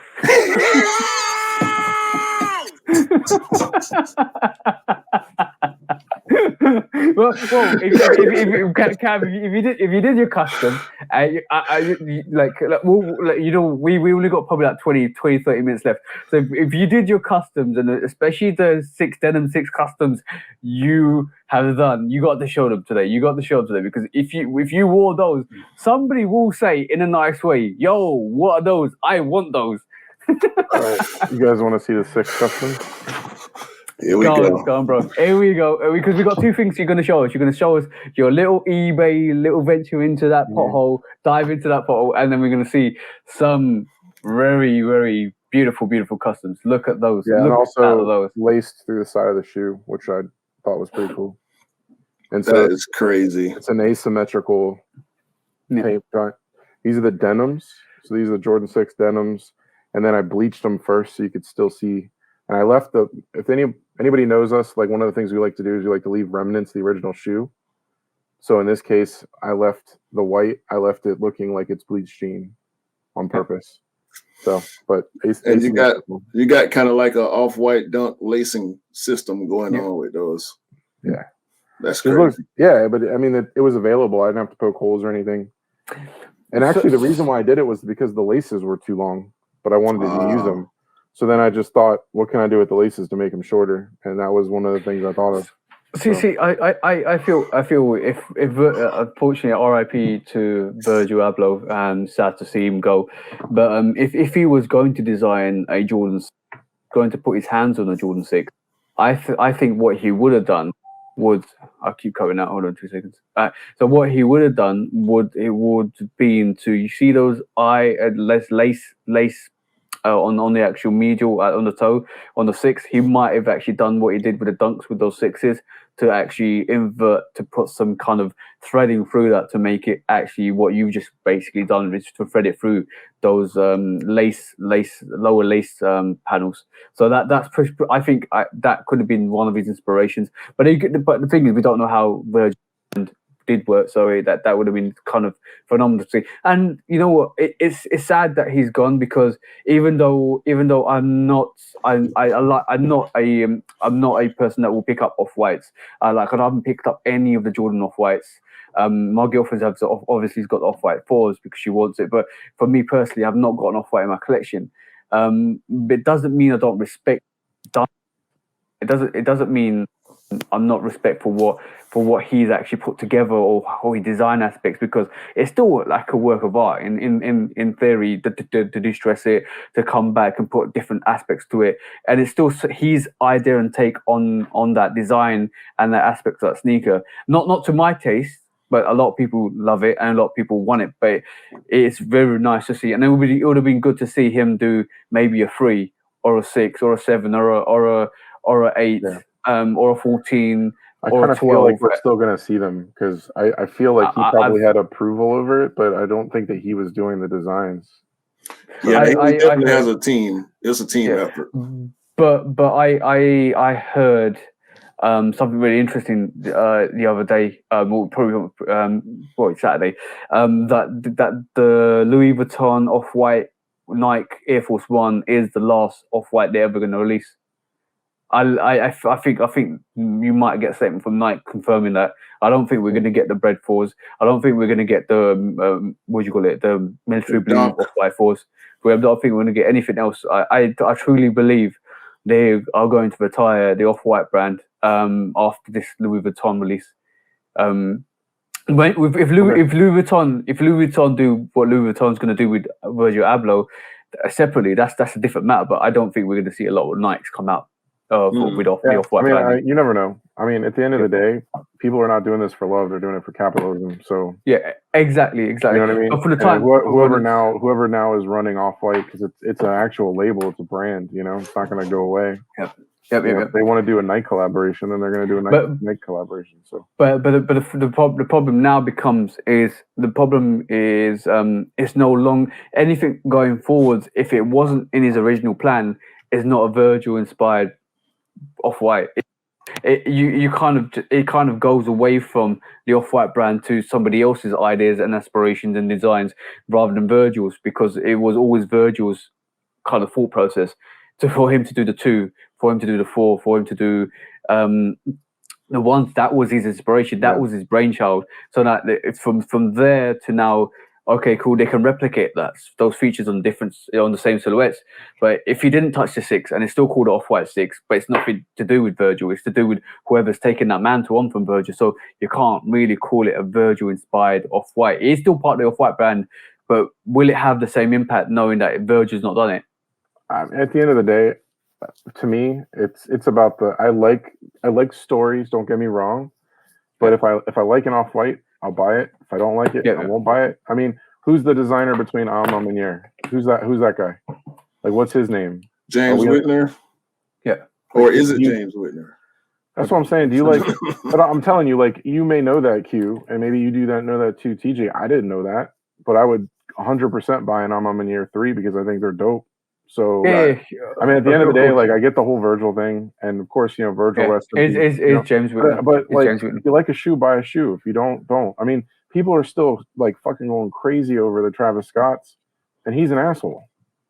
So, you know what I mean? So, I mean, like, technically, the shoes should be canceled along with him, but they're not.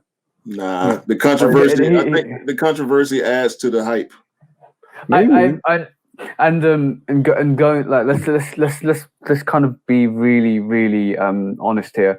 Like, this year's we didn't see any. This year we've seen Union 2s, we've seen J Balvin 2s, we're seeing Alma Manier 2s. There's no real, except for J Balvin, there's no real like celebrity that's taken. There's no Travis they can rely on at this moment because he's put on ice. There's no Virgil because Virgil, fortunately, rest in peace for Virgil, but he's passed away. So when we're looking at what's happening currently in this state of play, like I think we're seeing Jordan and Nike push DJ Khaled a bit more. So he's been like, if you've seen over the last couple of months, even where he was always doing that still, right? But now you're seeing more engagement with Jordan Brand, with Khaled. Now you're seeing it on social media. Now you're seeing him with Kanye West. Now you're seeing Kanye West post stuff with Jordan. So there is replacements. Unfortunately to say that, but there is replacements. It feels like the step up is now DJ Khaled. The step up is now getting that hype behind Jordan Brand and Kanye. And it's always, and if it wasn't there, it'll be somebody in that place, because there's always going to be the next step up, the next person, the next person that comes in. So yeah, I feel that's what's happening. And that whole situation we saw this weekend with Kanye posting that Jordan Brand, I think that's an absolute troll. Unless what I said a year ago is true, which he's actually going to do a re-collaboration with Nike, with his Yeezy brand, and with the Yeezy one with the 350s. And that's the only way I can see that ever happening. But we'll see. But I'd say, let's go and deep dive into your eBay history. If we can be graced. Exactly, and we can be graced. And I'm telling you, it's no longer a shoe dog. It is literally going to be steals and deals with Gandalf. I want to take you back to 2020, and I'll work our way up. How about that?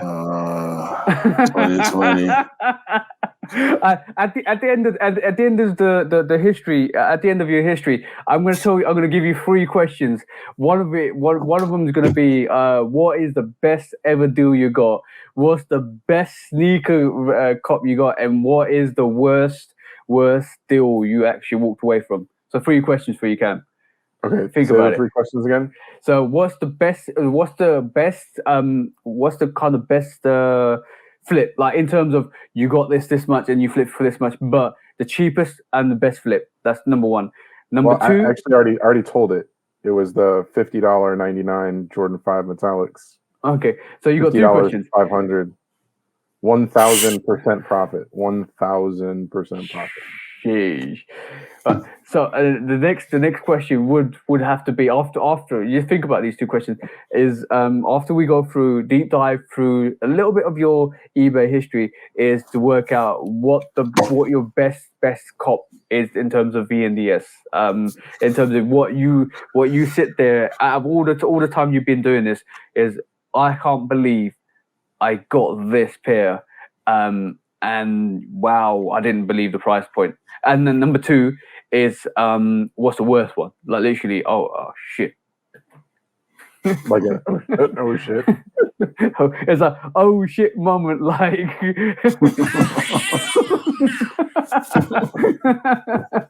right, cool. Go on, Cam. Okay. Take it away from us. Of course it's old enough where the pictures are gone. But do you know what these are? Yes. All right. So do you know what these are, TJ? Yep, wings flat. Yeah. All right. So you can pull up the picture. You can pull this up for anybody that's Jordan watching. 1 wings. It is the shoe right here. I just saw. I can't remember who it was. Somebody was wearing the Jordan 12 wings that had that same style. Yeah. The Jordan 12 wings is something that needs to be retro. That is so fucking dope right there. So this shoe right here. Is it the wing, the what I'm thinking of, is it the black panel you scratch away and it comes through with that like kind of the Jordan 12 wings? I mean that comes through with the patterning. Let me just Google it. I might be getting my stuff here. The 12s actually have like a wing graphic on it. Yeah. All right. So 115. 115. And what's the quality VNDS? Yes. Yeah. OG so, all too. Is exactly OG all dust bag. Right. That's the right one. So see that little rustic thing comes through once you actually scratch your panels off. Yeah, they need to be retro that. They need to retro those wings. Right. And then of course these are shoes I flipped. Like I bought a pair. This is before they re-released, but I bought a pair of Raging Bull red suede. I had to do a re-dye and I sold them for $250. These homage to homes are actually still outside of my garage. I need to restore them. Hold on. Cam. Wind it back. $88. That's 11.5 too. Might be. Okay. Well, I'll restore them for you. All right. They're still in my garage. Let's see here. Oh, these are cool. So if you guys know this, there's this is back when the Jordan or the LeBron 11 release came out, which I believe is like 2013, 2014. So they had a gumbo version of the shoes to represent the All-Star game. So there's a gumbo KD6 and there's a gumbo LeBron 11. I got the gumbo KD6s for $40. Sports Illustrated. So this is A Star Is Born. Yeah, $51. Jordan 1 Joker, if you know the mids, $85. Yeah. 85? Yeah, they're dope too. Good Lord. Oh, this was a cool one. I actually got the entire pack for $200. The Jordan 1. How much that retail it's for? It's not a DMP. It was actually the old school, new school. The defining moments pack is what it's called. So that's what the DMP stands for. So I got that whole pack for $200 with box, which I flipped. All right, let's go back. All right, we're working our way back from 2000 or from 2020. So we're going from the bottom up. Oh, there's a good one. Can't wait to get to those. All right, so from there I actually flipped these. Do you see this? I got a pair of PSG 5s and 11.5 for $80. Bro. I didn't know you. I didn't know you then. This is January 2020. Who's got a time machine? I need to go back. First of all, I need to go back and get that for retail. But I need to go back and see you. All right. By the way, okay, and check this out. I got the Jordan 1 Laser 30th anniversaries for $35. 35. Jordan 5 Quad 54s. I finally sold these. It took a long time to sell them because they're kind of like a collector shoe as opposed to a rock everyday shoe. The black and green. No, the white with the neon highlights. They're the Quad 54 Jordan 5. The first original Jordan release. 5. The original release, $96. Wow. Don't really care about AJKOs. Jordan 1 Mid Hulks. If you guys know those, they're like one of my favorite mids. I've seen them. They sell for about $150. I picked them up for $30. You ready for this one? Dave White, size 11, $47. I will be buying that shoe. Hold on. But the reason why they're $47 is because there's heel drag and I had to repaint the shoe. Yeah, that shoe for $47. Yep. This shoe. 47. Yeah. Yay. These ended up being fake. Oh yeah, I remember you told us about those. Yeah. Space Jams. Those ended up being fake. 2000. These are in my collection. I have 2016 Space Jams for $70. Wow. Those are up in my closet. Wow. Yeezy Butters, which I ended up I either sold them or traded them. I can't remember, but I paid $150 for Yeezy Butters in mint condition. There we go. Check it out. Do the Right Things, metallic, and they weren't beat, by the way. They just needed to be remolded. Like $60. $60. It's a beautiful thing. Look, and then you know what? This is the polar opposite of reselling. This is the polar opposite of Diaz. If you want to anybody wants to take inspiration off this, they should, because there is deals. I don't think the state of play in the UK is the same as in the States. But there is deals and steals to be had in VNDS. If you don't mind wearing somebody else's sneaker that they probably drop for 2 or 3 times at the most sometimes. Yeah. There's worth some of these are like restores though. Like these Lands Mountains, I've never gotten to. They're in my garage. They actually need to be repainted. Then they needed to be repainted black. And then you need to remove the black to then recreate the concept of them, because even the paint on them is bad. Like the underpaint is bad. All right, guys. What do you think of this one? Is that 114? That is 114 for 2001 breads. We get all the sounds out here. $114 for a pair of bread OGs. Let's just say this. Stop sharing my screen for a second. That's this shoe. Yep. This shoe right here. I'm holding it. You can't touch Cam. $114. I'm holding it in my hand right now. 114. I have rocked these shoes more than once. So yeah, you got to, man. You got to. Oh my God! If y'all don't own 2001s, you need to. Wait, man. We're not doing this no more. We're not doing this no more. I'm not done though. I'm not done. How about a pair of 2001 Royals for $90? Cam. Yo, and I told you guys. Forget the how. Forget the how. Forget the shoe dog how. It really the dragon for Cam. It may not be as hard to believe for you, but that's your eBay history is hard to fathom. That's why you are Camdolf. That's why you are Shinron, the shoe dragon. Like, because bro, ain't nobody 100%. Got a history.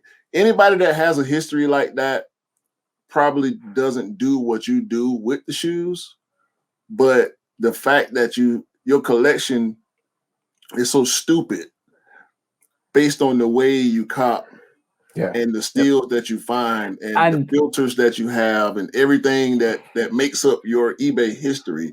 It's ridiculous, bro. I ain't never seen nothing like that before. And I'm gonna tell you guys, we're not even touching the surface of what Cam's accomplished in his sneaker career at this moment in time. If Cam was to retire at this moment in time, I would see he's probably the king of what he does at this moment in time. I'm not even joking. I'm not because it's not because he's the bro. I'm legitimately telling you, I've not seen anybody do it better than Cam in my life. Y'all see what's in his background. Y'all see it. Y'all see on either side. On one side, you got multiples that I mean, a lot of us won't own. But then on the other side, you got a shoe that you probably got a 1 in 100, 200,000 chance of even getting close to. And we started this conversation about talking about your favorite color, orange, and the fact that it's really, really, really, really, really, really limited. So, how many Shattered Backboard 1.0s have you touched in your life, bro? How many Shattered Backboard 1.0s? 2. Yep. 2. Right. So how cheap were they? I paid. Actually, I'll show them to you because they're in here. We get to it. I think I bought them in 2020. And you're the only one I could say that has pretty much got old bread colorways. Yeah, I did sell my 2009s. I don't have 94s and I don't have 85s. So Barron's for 150. That's pretty good. That's great. Letterman's for 48. What? Yep. If you don't know what the Lettermans look like, there is. What was it? Orange? Was it orange? It's like a red orange and 48, bro. And a metallic navy blue. You can't even find that shoe. I love it. Such a dope shoe. Very underrated. Oh, the Jordan 2 of the Dunk. You know, like are you guys familiar with the Jordan Pack Dunk, where they came out with a range of dunks in like 2000 the J Pack. The J Pack. So I have the 2s, the J Pack 2s, and I paid $34 for them.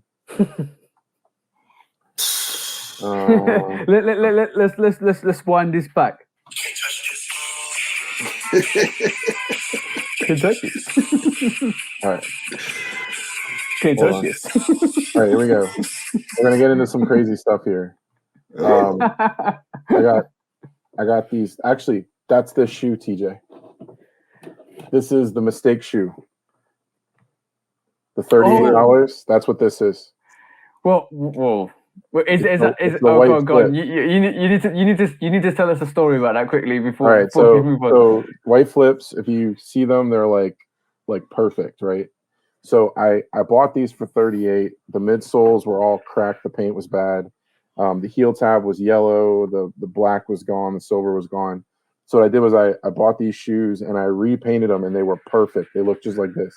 And I only have one of them now because I saw a YouTube video where a person used Flex Seal, but with a paintbrush, like out of a paint can, to seal the shoe. And I was thinking like, oh my God, that's genius. Like the shoe will look perfect forever because it's got Flex Seal on it.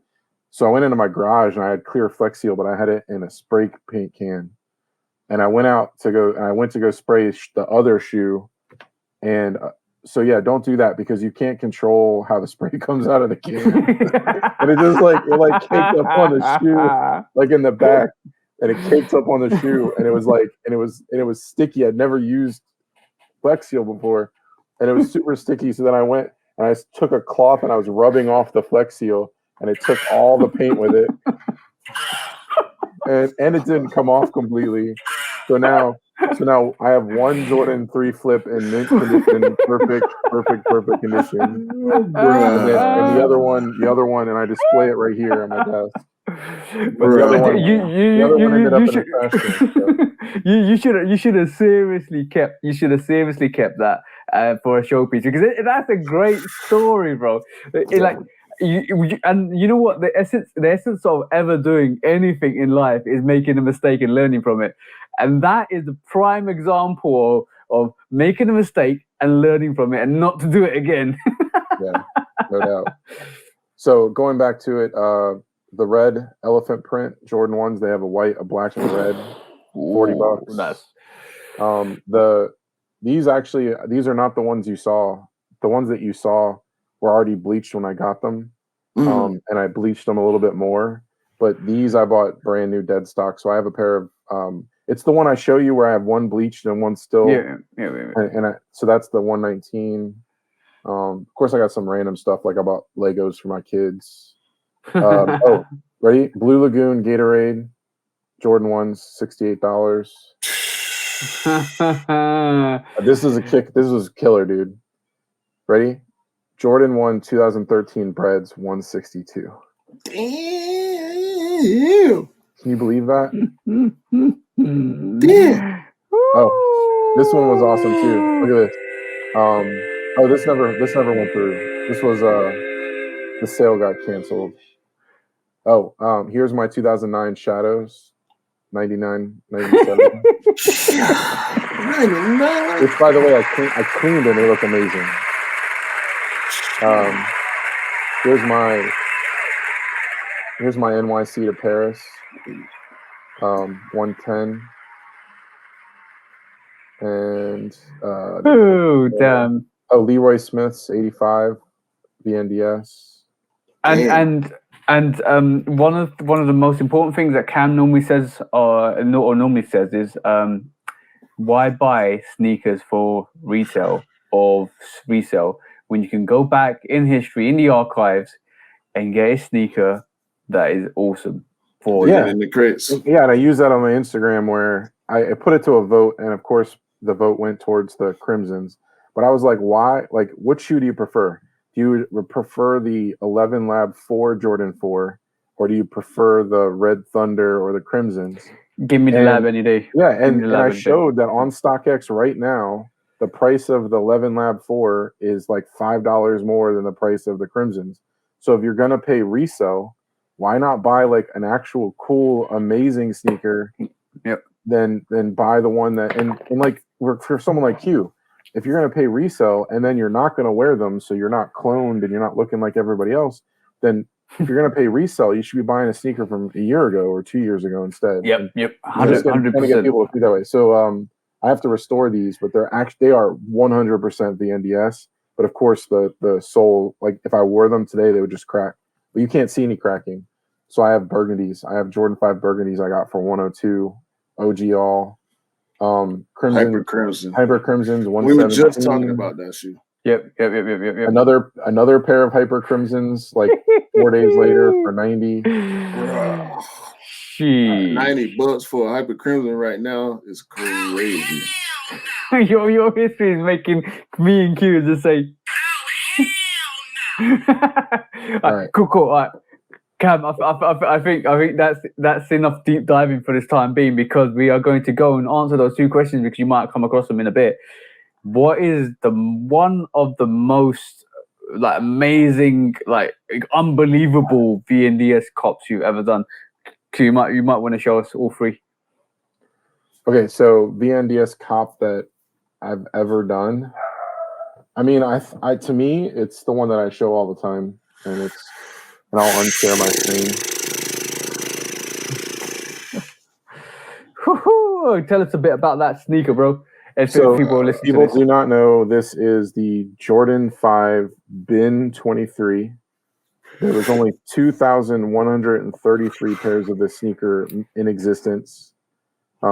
These are size 14s. They distribute shoes on a bell curve, which means anything in the low size, like a 7, to a high size, like a 14, is going to be the lowest amount produced, where if you get into a 9 or a 10, you're going to have the max. So bell curve, right?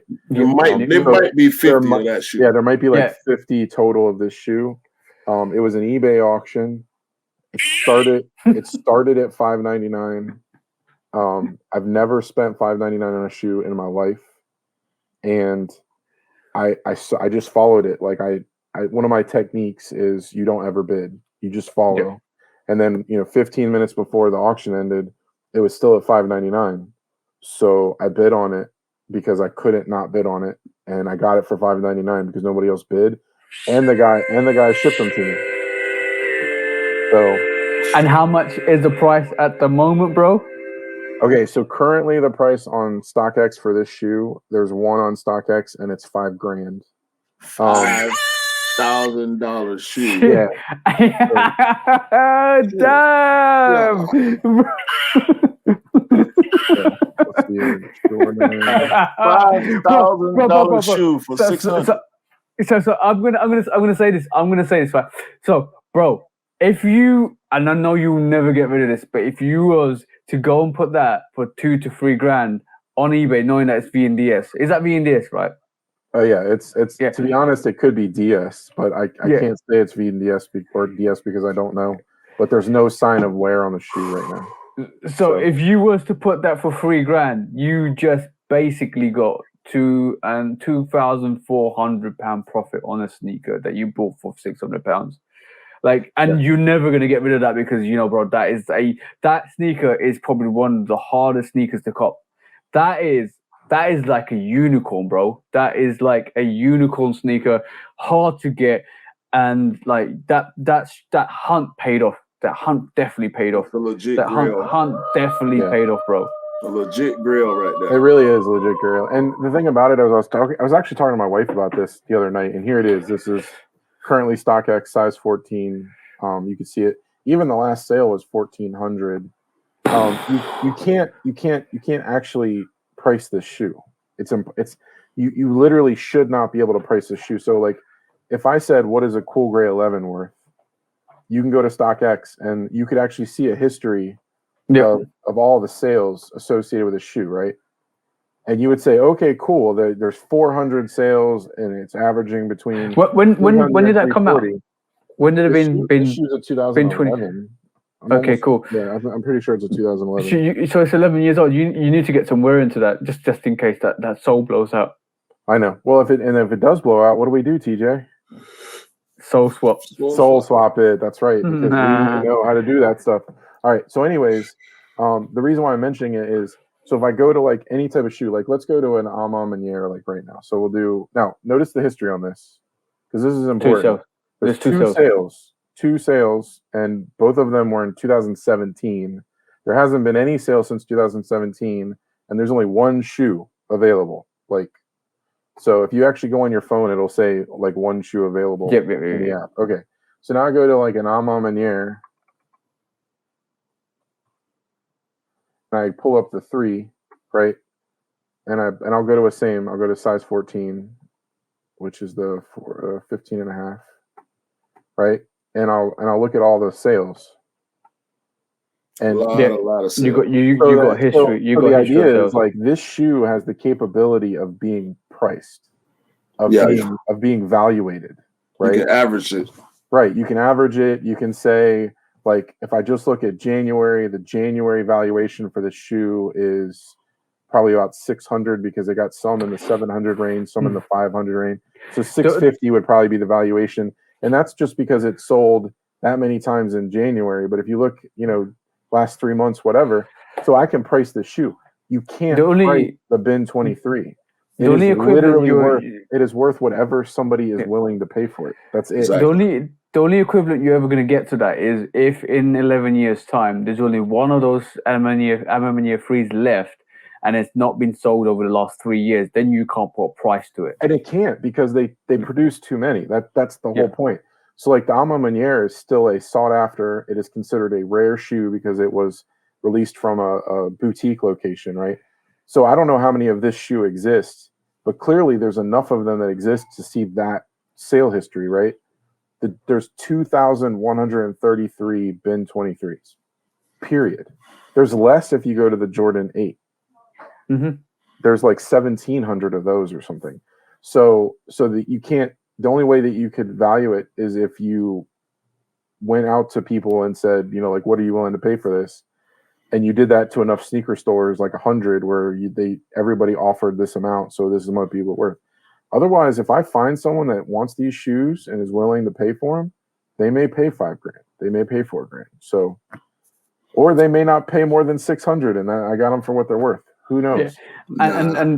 And this is when you get to the the MN4 categories, because like being a friends and family, you could probably say those bin 23s is like a friends and family. It is so rare to pick them up that you would need to be connected to actually get a sneaker that tough. That hands down is a grail. That me and Q can sit here and say that sneaker is probably on par or even better than the original Black Metallic 5s.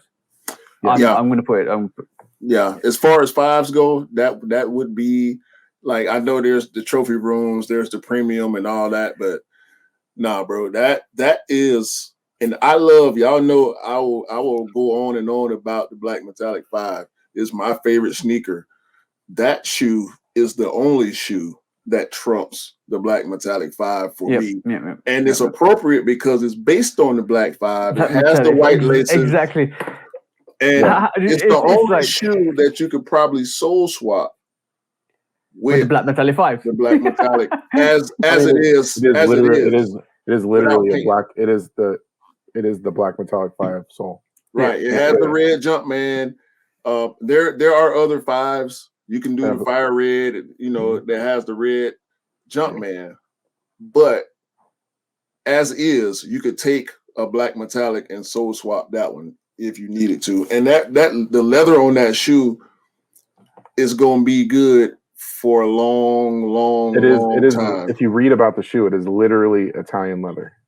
Right. Yeah. So the only thing that you would have to do with that shoe is soul swapping. Any Jordan 5 that comes out with the ice bottom and a red Jumpman on the bottom, you can swap with that shoe, and hopefully you know how to paint. Well, and the thing is like if you do soul swaps, the whole point of a soul swap, and this is an example, by the way. So this will be an example of a shoe that I will never find the equivalent color sole to be able to swap with this. So what you do is you take the actual sole and keep it, because this is where the green comes in, right? This is the only thing that you need to maintain the integrity of the original shoe. Right. This part you can get from any shoe that you want, because this is the painted part. Right. So that's what you do when you sole swap. You take the upper off, you take the sole off, and then you replace the midsole, and the midsole, it could be any color you want it to be. Yeah. So with 5s. With 5s and 4s and 3s. Yeah. 2s. I mean, really any 11s. Shoe, yeah, really any shoe, because they're all broken down into modular pieces where part of the shoe is rubber, part of the shoe is foam, and then you have the upper. Yeah, and you can't paint that rubber; it won't hold. No, you can only hope to dye a clear sole, maybe, but trying to change the color on a rubber is not happening. No, and that's actually the reason why the Dave Whites need to be kept up with paint, because the Dave Whites are actually painted black on the toe. That's how the black happens. So you can already see with some of the Dave Whites, you can see the it fades to white. It scratches to white. There you go. There's. Yep. So on the separate last question before we stop this amazing podcast, is what was the holy shit? Oh my god! What did I just buy? Oh damn! I just got absolutely ripped off here. Like hell no! It's happened to me so many times, but fortunately, fortunately, I'm very good at like returning stuff, right? Yep. But I bought, just even this year, before I bought the bins, I ran into 2 deals that were like unheard of, and it was, the first one were Travis Scott fragment lows for $6. So I bought them, and then I got them home, and I authenticated them, and then I actually also use an authentication app, and I believe they were fake. The app, of course, believed they were fake. So then I had to go through the whole thing about proving to the Makaris where I bought them. I had to prove to Makari that they were fake, which wasn't that hard, and then I got my money back. Then maybe like a week later, I bought a pair of Travis Scott Mocha Lows for $600, and I wanted them to be real so bad. Like, they fit well, the material was great. Like, I was like, oh man, these have to be. But the one thing that got me, if you're familiar with fake fake Jordan 1s is the back of the tongue tag where it has the trademark and the qual light and all that stuff. Fakes, and I don't know why this is, but it's almost guaranteed always going to happen. There's like a wave to the top of the text. So like the letters will shorten and elongate, but then if you have a real one, you showed me that as well. Great. You showed me that as well. So, and you could so see that was the only thing, and I was like, maybe my eyes are deceiving me. So I got them authenticated, and of course they were fake. So I had to return those. But that's like $1,200 in fake shoes in like a week that I had to go back on. But this comes to my point where I've always said this, and I always will train this. I will never, ever buy a Travis Scott Mocha 1 high or a low at this point in time ever in my life, because I know those fakes are actually so good that they pass the legit check. Yeah. And I know, there's rumors, allegedly there's rumors that 1,000 of those fake pairs went through StockX when they originally kind of came out with those Mocha ones. Yeah. So for me, I'm walking away.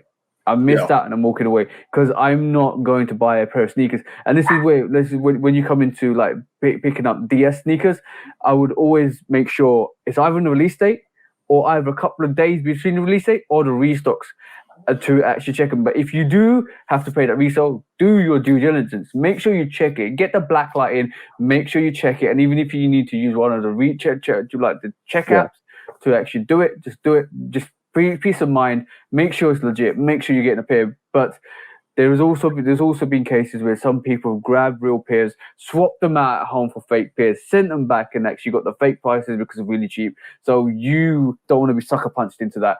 So yeah, and as I said, and I just want to touch on that point quickly, because like that's a big problem. That's a big problem. Yeah, that's one thing I've learned from Cam since I've known him, especially now that I have bought a couple more pairs of VNDS. If I miss a release, unless it's a release that I really, really, really, really want, I'll save my money and go back and buy something VNDS that I want as bad, if not more, than the shoe that I took the L on. And let's be honest, the UA companies out there, the first month or two is going to be hard for them to replicate that sneaker. But once they get that sneaker in hand, they've got it. Yeah. So be careful. Yeah, but part of the lesson of becoming like the shoe dragon is if you want to win big, you have to be able to be willing to lose big. Exactly. You know what I mean? So you can't cop shoes 100%. At a fraction of what they're worth unless you're willing to buy fake shoes, determine they're fake, and then go through the process of returning.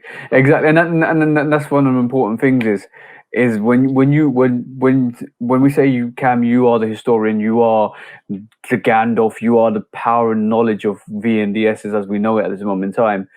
The reason why we say that is because you have the knowledge and the experience to legit check a sneaker to see what's safe for you, to see, this doesn't look right. And I've got some experience. Obviously, when you pick up sneakers from like resellers or restocks or StockX or whatever company you use, you have to legit check it. You can't trust it on the basis, so you legit check it. So when we had that conversation in our group, when somebody put in the Dornbecker 4s with the Superman, it looked off straight off the bat to me, and like you can identify certain things here and there, and you're like, that doesn't look right to me, so you go and check it. And there's loads of information online to go and check these pairs and to kind of legit check them.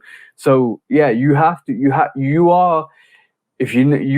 your knowledge base up, and knowledge is always power. You have to get your knowledge base up, you have to get your experience up to work out what you got in hand is not a sucker punch from a person that's actually trying to give you a UA or a fake. So yeah, it's important to actually get that knowledge base. It's important to actually know what you're doing and maneuver. But like I say, you learn with experience. You always learn with experience. You might buy it in, it might look fake, you might legit check it, it might be fake, and you send it back. But you've gone through the experience, you learn through that experience. And there's always telltale marks. There's always telltale marks on these pairs.